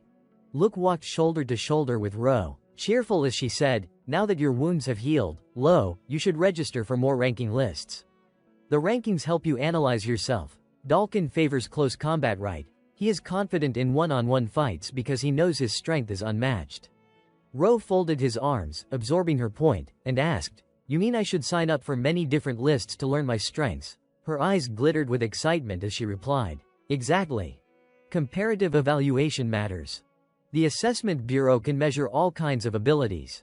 When we get to the capital, I will take you. I am so excited." Meanwhile, deeper in the woods where pale light filtered through leaves, a man with a staff made his way forward. Rosso had fled when Dalkin fell. Now he muttered to himself, pondering the prana fluctuation he would sensed at the end of the fight. That brat.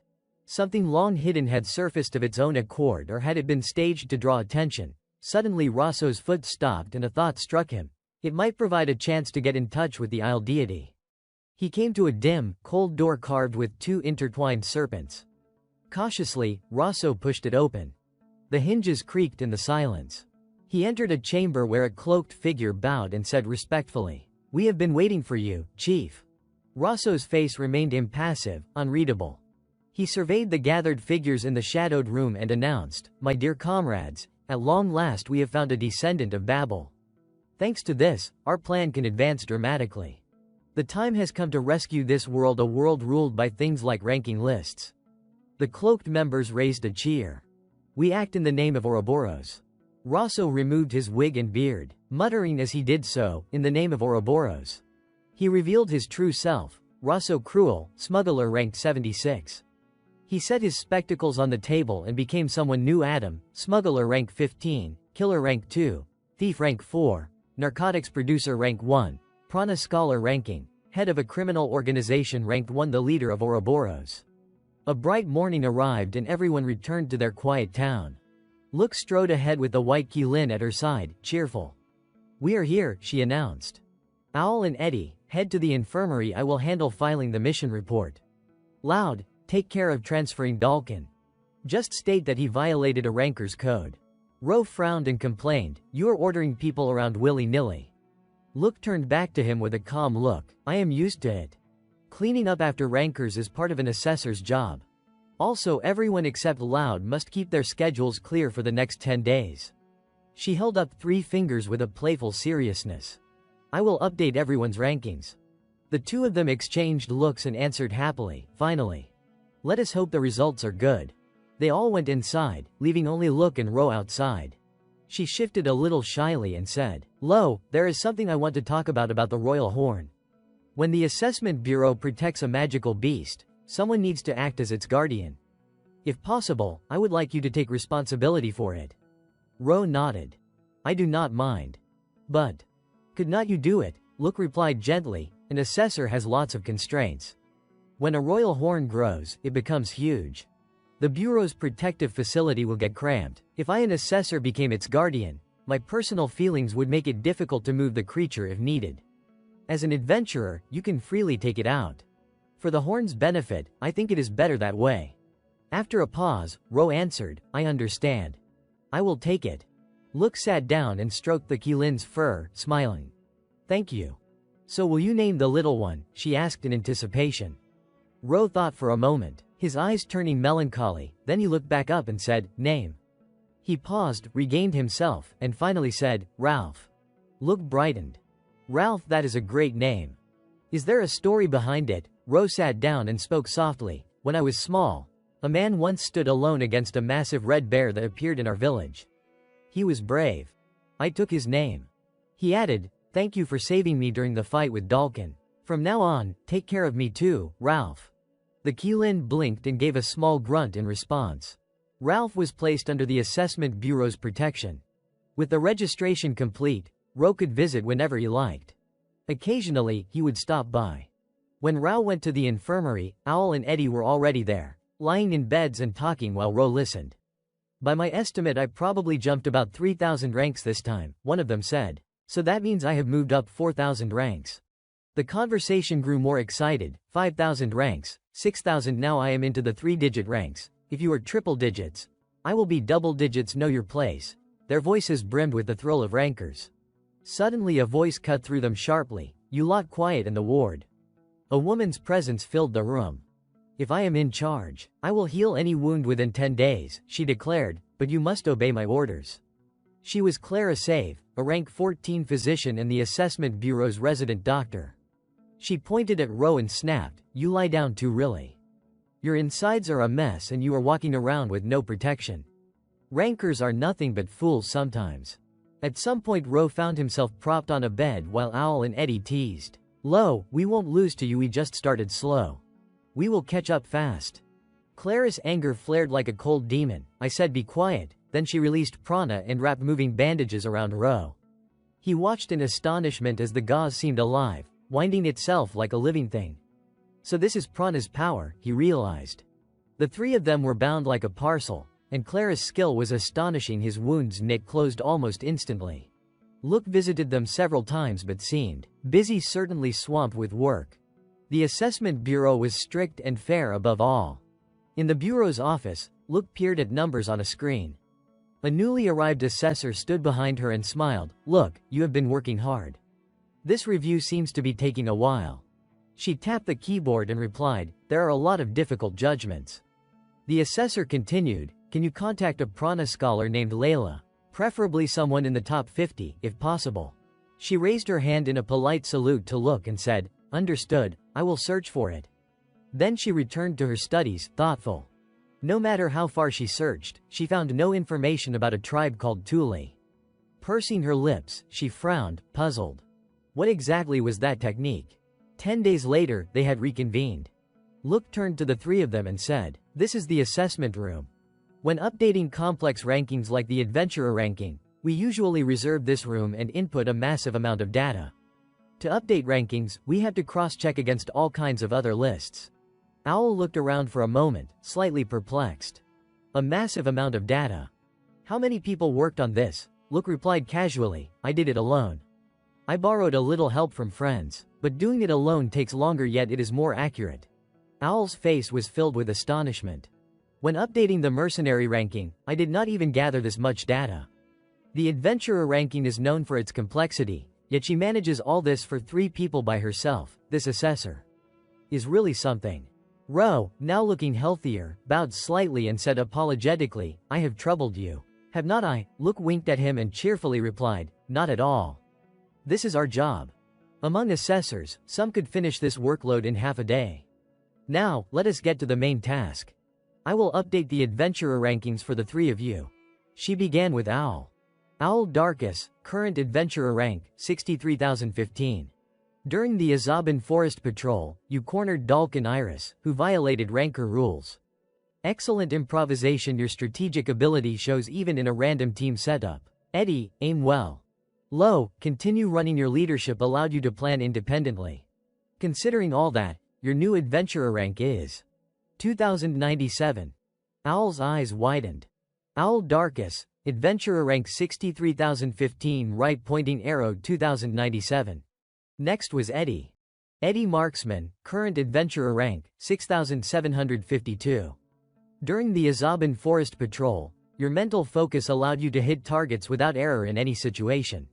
You understand prana well enough to teach others, and you have grasped the concept of enhancing your 5 senses. Using those senses to examine yourself, especially your keen awareness in a forest environment, suits an adventurer perfectly. Considering all this, your new adventurer rank is 1,873. Finally, Look turned to Ro. Lo Tuli, current adventurer rank, 2,728. Through your ecological survey of Azaban Forest, you discovered 7 unidentified magical beasts and identified the cause of the mass beast outbreak. Additionally, your swordsmanship is comparable to Dalkin's, balanced, with high potential for continually absorbing new techniques. On top of that, there is the mysterious secret technique you possess. Look raised her head and met Ro's eyes. Considering all these factors, your new rank is 1,089. Lo Tuli, Adventurer rank 2,728 right pointing arrow 1,089. Ro stepped closer, hesitant. I jumped almost into the 3-digit ranks in a single leap, Look smiled. Yes. That is extraordinary speed. So, Lo, be ready. The moment a ranker draws attention is not when they register their rank, it is when they update it. The update speed reflects a ranker's growth. 2 people jumping from 6,000 to 2,000 is remarkable, but the higher the rank, the harder it becomes to climb. Lo, you have jumped from 2,000 to nearly 3 digits in a single update that is revolutionary. In other words, at this very moment, people all around the world had come to know the name Lo Tuli. From now on, Lo would experience countless changes as a ranker, some for the better, and some for the worse. Meanwhile, in the town, a grand and luxurious mansion stood prominently. An assessor holding a clipboard announced, "The update of the night rankings is now complete." Just as expected from the Marcy's Night Order, the young knights are showing remarkable growth. Suddenly, someone approached her and asked, "Excuse me, may I borrow the rank tel for a moment? There is a ranking I want to check." She smiled and handed over the device. Of course. Looking at the adventurer rankings, she recalled that earlier that morning, a ranker had leapt through the numerical ceiling in a single bound. Holding the rank tel, her expression slowly darkened as she realized the rank had increased. Even though he had defeated Kenseruryu, jealousy and envy surged within her, and a burst of power emanated, forcing the assessor to step back in fear. She lightly touched her sword and said, "Forgive me. I did not realize I used so much force." After the story concluded, Gran asked the two of them, "I will be heading back first. What about you two?" Look quickly replied, "We plan to update a few more rankings." Gran nodded and said, "I see. By the way, which rankings do you intend to challenge?" Look glanced at Ro before answering, "Since Lo uses a sword, I am planning to update sword-related rankings. I am also considering the prana-related rankings out of curiosity." The man fell silent, contemplating. "Measuring prana here might be quite difficult," he said. Look blinked, puzzled. "What do you mean?" Gran explained, "This country is relatively advanced technologically, but when it comes to prana, there are still limitations. The equipment here cannot accurately measure a person's prana levels." Look's eyes widened. "You mean?" Gran turned to leave, offering a piece of advice before going. "If you plan to continue as his exclusive assessor, you would better be prepared." After Gran departed, the two were left standing in quiet bewilderment. Ro asked Look, "What did he mean by that?" "I do not know," Look admitted. "Turns out they have devices to measure prana. Anyway, there are prana-related rankings, and I want to try measuring some things. But since Gran said that, we should first challenge the sword-related rankings." Ro shrugged. "Like the sword speed ranking, for example." Look nodded enthusiastically. "Exactly. Swords are a common weapon, so there are many related rankings. But there is one very important rule," she added, leaning in to whisper, "Please do not use Kensiru Ryu." Ro tilted his head. "Why not?" "As I mentioned before, Kensiru Ryu is a singular heirloom technique, a very special sword style passed down only to those who reach first place in the night rankings. For night rankers, Kensiru Ryu is the ultimate dream and goal. It is no exaggeration to say that most top swordsmen strive to inherit it," Look explained. Ro's eyes widened in understanding. So it is that extraordinary a sword technique. Look continued, her tone measured. For example, Lo can swing his sword and produce seemingly effortless strikes, but in reality, those are extremely advanced technique skills only usable by swordsmen ranked 800 or higher. Do you understand what being ranked 800 means? Out of 2 billion people, only 800 can perform it. Ro nodded, comprehension dawning. The founder of Kenshiro Ryu, Lawrence Wolfriven, was the first to reach first place in the night rankings. He was not only a top-ranked swordsman but also a scholar who created countless sword techniques. Kenshiro Ryu is considered his greatest masterpiece, earning him the title Master of Blades, a sword style capable of controlling strikes freely. The power you are currently using holds immense value. That is why, for now, it is better to keep it hidden. If you anger the top-ranked knights now, it could be the end of you, Look cautioned. Rao turned to her, nodding firmly. I will be careful. All right, then, Look said, smiling, let us choose which rankings to challenge. Even if you can't reveal your full strength, registering for rankings is still beneficial. With that, she waved her hand, signaling the start. The two of them stepped inside, and Ro could not help but ask, would not it be better to not register at all than to be ranked low? Look shook her head calmly. In today's world, if you do not register your rankings, you can't earn trust. Besides, I do not think you need to worry. Ahead of them stood a massive boulder, the challenge for the continuous slash ranking. This was not any ordinary stone. It was a specially crafted possessed stone capable of withstanding repeated sword strikes.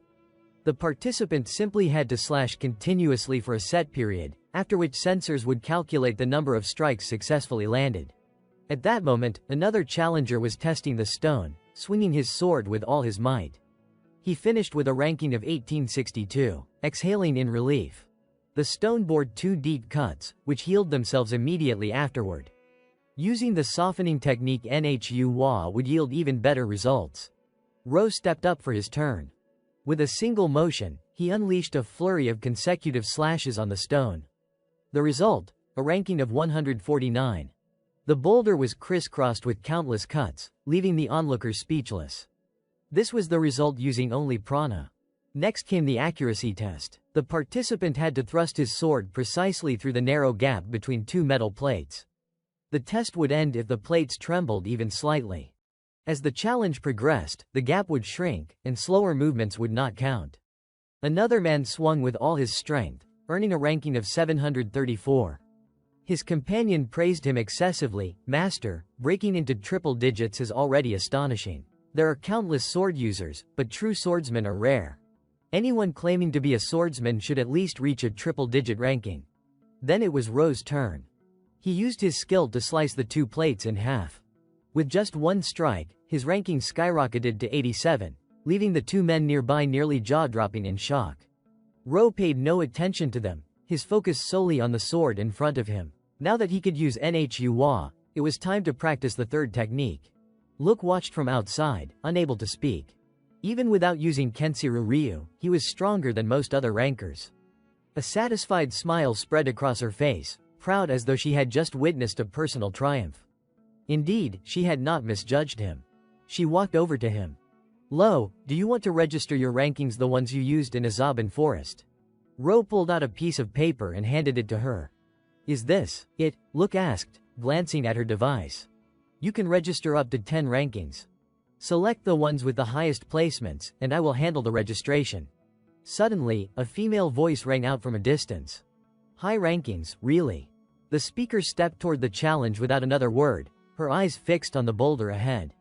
She began unleashing an incredible series of attacks, the strikes so precise and powerful that the ranking machine's numbers jumped wildly before finally settling. At 29. Even Rao had to take notice. That is high. The girl turned to him coolly.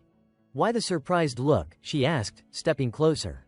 If you were serious, you could reach this level too, could not you? Of course. Because I am a Kenshiro Ryu user, Ro thought, suddenly tense. I have been found out. Look's eyes widened in shock. Lo Tuli. The girl did not hesitate, pointing directly at him and issuing a challenge. Fight me. And if I win, you will have to give up your swordsmanship, completely abandon it. The girl boldly issued her challenge to Ro, fight me. If I win, you will have to give up swordsmanship. Ro was taken aback, the word swordsmanship hanging in the air. The people behind them murmured in astonishment, whispering about the two of them. Setsu then turned her face away. "Move over there, follow me." Neither Ro nor Look fully understood what was happening. They exchanged confused glances. The three of them eventually arrived at a grassy area behind the castle. Setsu stopped and said, "This spot will do." Her tone grew serious. "Revealing Kenshiro Ryu is extremely shameful for me. If possible, I do not want anyone else to see you use it. Let us maintain minimal courtesy. I am Setsu Aurelia, Knight rank 305. You understand the mindset of a ranker knight, do not you?" Ro said nothing, his expression serious as he faced her. Look, standing aside, asked cautiously, "How does she know Lo uses Kenshiro Ryu?" Setsu's eyes widened slightly. "What, you really thought you would not be noticed? You shamelessly used it during the adventurer ranking registration exam." Her words were so matter-of-fact that both Ro and Look froze. Setsu continued, "A senior knight I respect also participated in that exam. I happened to witness it firsthand. The moment I heard my senior's explanation, I realized you had stolen Kenshiro Ryu." Ro scratched his head, flustered. "I did not steal it at all." Of course, Setsu did not believe him. "Then what is it? Do not tell me you expect me to believe that Master Adol personally taught you." Hearing the name, Ro was genuinely surprised. "Master Adol, even more absurd," Setsu explained. "Master Adol is a noble knight of the highest order. There is no way someone refined like him would be involved with someone as crude as you. Besides, I am the one set to inherit Kenshiro Ryu from Master Adol." That day, he made it explicitly clear. "You probably only saw Kenshiro Ryu in some records and tried to mimic it. Using a false name causes problems for ranker knights. If you apologize now and promise never to use that false name again, I will forgive you." Ro, innocently, said, "But Adol really did teach me." Look, standing beside him, nearly fell over in shock. Setsu's expression instantly hardened, eyes burning with lethal intent. "What?" she spat. Ro did not hide anything. "I became Adol's disciple. Within just 1 year." At that moment, Setsu could no longer contain herself. Grinding her teeth, she drew her sword. Sometimes, humans simply cannot restrain their rage. Even knowing it might be a lie, his words had defiled her spirit and insulted the admiration she held.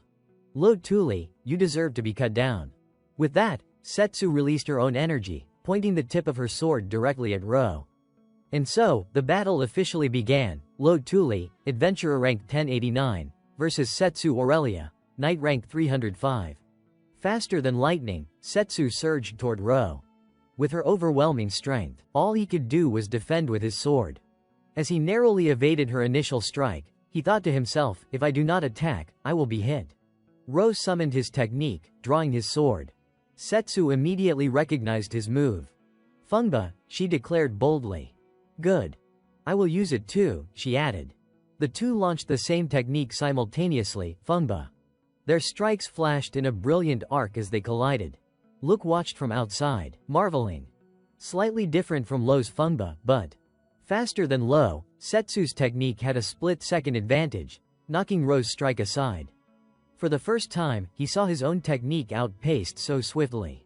Ro quickly regained composure and moved to his next technique. This time, just by observing his movement, Setsu instantly anticipated it, Nhu. She swung her sword in a flash. "Fine, I will show you the real thing," she snapped. They both launched the same techniques in unison, Zhang Dao Nhu. The two of them crashed into each other and the duel exploded into a brutal, no-quarter fight. Look, watching from outside, could hardly believe what she was seeing. It was an astonishing spectacle, a clash between two practitioners of Kenshiro Ryu. But Kenshiro Ryu is a single-line heirloom art. Lo learned it from Adol, so Setsu using it as well made no sense at all. What is more, Rao seemed to be on the back foot. Setsu's version of Nhu was strangely different from what he had known, rougher in form, but she was pushing him back with pure swordsmanship. He could not block her. The next instant a blow from Setsu struck home and sent him flying. Setsu stared at him, unable to accept it. Could this really be happening? No. I believe in Master Adol, she thought. She faced Ro and said, "Loi Kiem and Zhang Dao, those were my victories. Now let us try Quang Dao." Ro looked badly outmatched. He could not find a word. Setsu sneered in contempt. Do not tell me you only know 2 moves from Kenshiro Ryu and yet you call yourself Adol's disciple. Outside, Luke was furiously searching the net for information on the swordswoman. Setsu Aurelia, 17 years old, same age as Lo. Her face went pale as she scrolled. Knight rank 305. Sword speed rank 14. Continuous slash rank 29. Cutting accuracy rank 22. Slash range rank 67. Cute baking rank 9. Luke's worry spiked. This is bad. She is practically a fully upgraded version of Lo, at least compared to his current strength. He can't win with swordsmanship alone. Ro, meanwhile, tried to think of a counter. Then something changed. A different kind of power swelled around him. The air stuttered. His aura coalesced like little whirlwinds, soft breezes and parting clouds. Seeing Ro's odd move, Setsu hesitated, bewildered. Poetry, she mouthed. You do not mean to tell me a rookie ranker knows that technique? And then she realized no, damn it, the speed this guy was gaining was extraordinary. She planted her feet hard and prepared to unleash everything she had, resolute. I will smash you with my attacks. All your tricks mean nothing against my speed. Master Adol, I will reclaim my pride as a knight. In the dreamlike haze of pale green light, Rode Tully stood silently, a gentle radiance curling around him like mist. Leaves spun in the breeze, lifting the hem of his cloak, carrying the subtle rhythm of life itself. Soft winds, scattered clouds, all of it part of a living world that nurtured those who walked upon it. In that sacred, untouchable glow, they glimpsed eternity. The wind whispered past, trailing streaks of flickering emerald light. She gripped her sword tightly, her entire body attuned to the breath of the earth and sky, her movements flowing in harmony with the world. Through widened eyes of astonishment, the figure of Rode Tully stood at the center of a still, brilliant ring of light, proud, as if chosen by heaven itself, a power reserved only for those deemed worthy, if he could truly wield it. A breeze brushed forward, sending shimmering trails ahead, yet his face remained calm, eyes closed, as though listening to the subtle whispers of the world. Then, invader, the unspoken thought seemed to command, look straight ahead with your own eyes. It was not the clash of steel that rang out, but fate itself opening its eyes. In that fleeting moment, time seemed to freeze, witnessing a soul step into the radiant path of its own destiny, on these precious days that would never fall. In the depths of those eyes burned a golden flame of determination, not anger, but the clarity of one who understood why they held their sword. I will crush you with your own strike. In the instant where wind and light became one, she stood firm, like an arrow tearing through the still sky.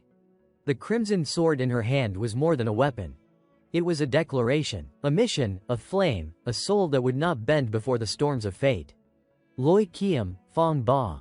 From afar, she poured every ounce of her power into her final strike, the light blazing from her sword as if it would tear the heavens apart. Yet in her eyes flickered awe and unease as she glanced toward her opponent. A green light burst into the air, enveloping Ro, who stood resolute in the swirling wind, as though all of nature itself bowed to his unmatched strength. It was the technique of the Thule clan, reaching toward the heavens. The girl hesitated, her heart pounding as she realized her opponent still stood unscathed amidst the dazzling green light. Every strike she had launched seemed meaningless, swallowed by an invisible layer of energy, a defensive force, perhaps prana, acting like armor. Tension sharpened her gaze. Suspicion crept in. Something extraordinary was unfolding before her, and instinct warned her not to advance further. A brilliant flash cut through the still air. Gritting her teeth, she reacted instinctively as the green energy tore through the wind toward her. She could dodge his movements, remained unchanged, yet in that instant, a surge of anxiety rose within her. If she did not strike now, there might never be a second chance. Before he unleashed something even stranger, she had to finish this. The wind shrieked violently as she poured all her strength into her final blow, Hoang Dao. Her sword burned brightly, a streak of crimson slicing through the air, reflecting the fierce determination in her eyes. Before her, the green light of her opponent erupted, the two forces colliding with a cataclysmic roar that shook the very air. There was no way to withstand it. The power of the collision created a moment filled entirely with golden light, illuminating the surroundings. The space itself seemed to be consumed by brilliance, as the two blades clashed with a tension like a drawn strain. Her eyes widened, her breath caught as she realized her decisive strike had been blocked. The energy radiating from her opponent's body surged with such intensity that all she could manage was a shocked gasp. What? Alert and tense, she assumed a defensive stance, her blade flashing mere inches from her face, a moment suspended at the razor's edge between life and death. The bottle's energy seemed to freeze the air itself, signaling that an explosive confrontation was about to erupt beneath the clear skies beyond the fortified walls. Victory belonged to me. After the intense exchange, Tully stepped back, sheathing his sword. His gaze was calm yet filled with unshakable confidence. When the referee's voice rang out announcing the result, he was declared the victor, and the match concluded amidst cheers of excitement. That was enough. Tully, the rank 1089 adventurer. The battle was over, yet the girl still could not believe what had happened, her eyes wide in shock, her body trembling as she sank to the grass, whispering softly, "Impossible." No. Before her, Tully, freshly declared the winner, suddenly collapsed to the ground. Rushed forward, shouting, "Lo!" Panic surged through the air, twisting the victorious moment into a sudden wave of dread. "Are you okay?" she cried, fear threading her voice as she saw his body lying there, unable to move. Reflecting on the fight, began to understand. The final technique he had used had been far beyond expectation. It had placed an enormous strain on him. The effect lasted only about 5 seconds. When he had fallen against Dalkin, it had been due to the technique itself, not the injuries. The girl stared at the unconscious young man lying on the grass, her gaze first stunned, then gradually heavy with sorrow. She lowered her head, trembling and despairing, as if trying to cling to a sliver of hope. "Master Adol! Master Adol!" Shimmering tears rolled down her cheeks, catching the sunlight and blending with the breeze, bearing witness to the guilt and deep sorrow in the heart of a student who had just caused tragedy. A cry ripped through the quiet atmosphere as she suddenly collapsed onto the grass, hands covering her face in anguish and panic. Nearby, Tully lay face down, unmoving after the forceful clash. Stood beside him, frozen, stunned by the unexpected scene. Ro's face pressed into the earth, hands gripping the grass, eyes a mix of sadness and pain, as if refusing to acknowledge what had just occurred. "Master Adol. Why? Why did you teach Kenshiro Ryu to someone like him?" Not far away, the girl sat on the ground, head bowed, hands clasping her face to hide the uncontrollable tears. "May I call you Setsu?" asked gently, stepping forward to offer comfort. The heavy atmosphere pressed down, as if pride had been trampled and faith shaken. Knew that ranked knights held Kenshiro Ryu in deep reverence, but attacking so suddenly like that. It must have a special reason for her obsession. Her eyes turned toward now gleaming with determination beneath the veil of sorrow. No longer weak, as though ready to reveal a long-held secret, a special reason. The oppressive mood shifted instantly. She sprang to her feet, hair flying with emotion, eyes blazing with intense emotion. No more tears. Now there was resolve. "Of course," she said firmly, "I am the only disciple officially recognized by Grandmaster Adol." She began recounting her memories. Morning sunlight bathed the quiet training grounds. In the past, when her knight rank had stagnated, she had stood before Adol in his black cloak, calm and dignified, a figure she deeply respected. Just once, Grandmaster Adol had secretly instructed her in swordsmanship. She had stood in a ready stance, hands gripping the hilt tightly, feet planted lightly on the ground as if to maintain balance, eyes focused on her teacher. The air between them was silent yet charged, as if the slightest movement carried the weight of responsibility and hope. "Loosen your grip a little," he had said. She had looked up, eyes serious, absorbing every detail with reverence. This had not been an ordinary lesson. It had been a rare, secret moment between master and student. At that instant, her small hands had clenched the sword so tightly that her knuckles whitened, a pale golden light bathing the blade as if capturing the sacred moment. She realized the immense responsibility entrusted to her. Grandmaster Adol intended to pass Kenshiro Ryu to her. Returning to the present, she knelt, trembling with emotion. Her sword lay beside her as she bowed deeply before the two standing there, a gesture that expressed both apology and gratitude, a silent vow of determination. Listening to her story, Luke's eyes widened in surprise, hands trembling slightly, unsure how to respond. That is it, only that, she thought. Grandmaster Adol was famously selective, rarely taking disciples. Yet she had believed herself to be the one exception, that her talent would earn his recognition. Around her, the air seemed to shimmer in a soft, pale pink, beautiful yet lonely, a quiet, profound sadness. She held a pendant in her hand, a face of regret and longing reflected in her expression. Then she carefully opened a small gold pocket watch cradled in her palm. The light caught the mirrored surface, casting a gentle glimmer. When the lid flipped open, a face appeared within a kind smile, the resolute eyes of the man in the photograph coming alive through the sparkling reflection. A feeling both familiar and distant spread through the air, filling the moment with a serene yet deeply emotional weight. Master Adol. The scene before them made Look gasp in fear, her face a mask of panic as a powerful light erupted from her, though she was nothing more than an overzealous fan causing trouble. Before her, Road Tully stood motionless, his gaze cold and unwavering.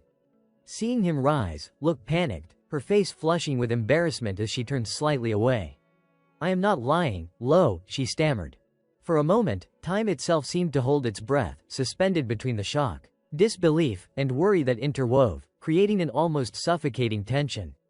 Could he really stand up? Her body still felt heavy from earlier. On the vivid green grass beneath the clear sky, the three of them faced one another. Road Tully spoke quietly but with absolute certainty, affirming his identity. "Yes, I have become a disciple of Adol. I learned the entire Kensiru Ryu directly from him." Across from him, the girl's hands clenched unconsciously. "I understand now." In that brief stillness, as his words echoed, a light breeze swept through, carrying with it a swirl of emotions. There was no way she could deny it. The sword techniques of Master Adol, the Kensiru Ryu in his hands, were genuine. For a fleeting instant, she lowered her head, her thoughts serene yet shadowed by a hint of unease, unlike herself, who had only studied from afar. Road Tully's gaze remained sharp, though tinged with a trace of embarrassment. He had sensed something different all along. The air between them shifted, tense yet quiet. In that short moment, all the hidden truths seemed to surface. This was not just Kensiru Ryu replicated from memory, it was authentic.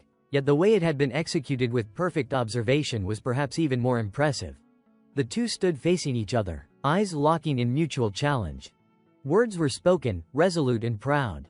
"I am the one who proposed this wager with our swords. If you demand that I abandon the sword, then from today onward, I will no longer be a knight." Look's eyes widened, a mix of shock and alarm crossing her face. "What, you do not have to go that far," she exclaimed. But at that moment, nothing could conceal the truth of his desire. Of course, anything else would be acceptable. She had the right to demand whatever she wished from him. His words carried weight, opening a brief, suspended instant in which the world seemed to shrink around her. "Go ahead," it seemed to say, "whatever you choose." It was the sensation of a beginning, the decisive choice of Road Tully after careful thought and unspoken promise, an openness to anything, at last.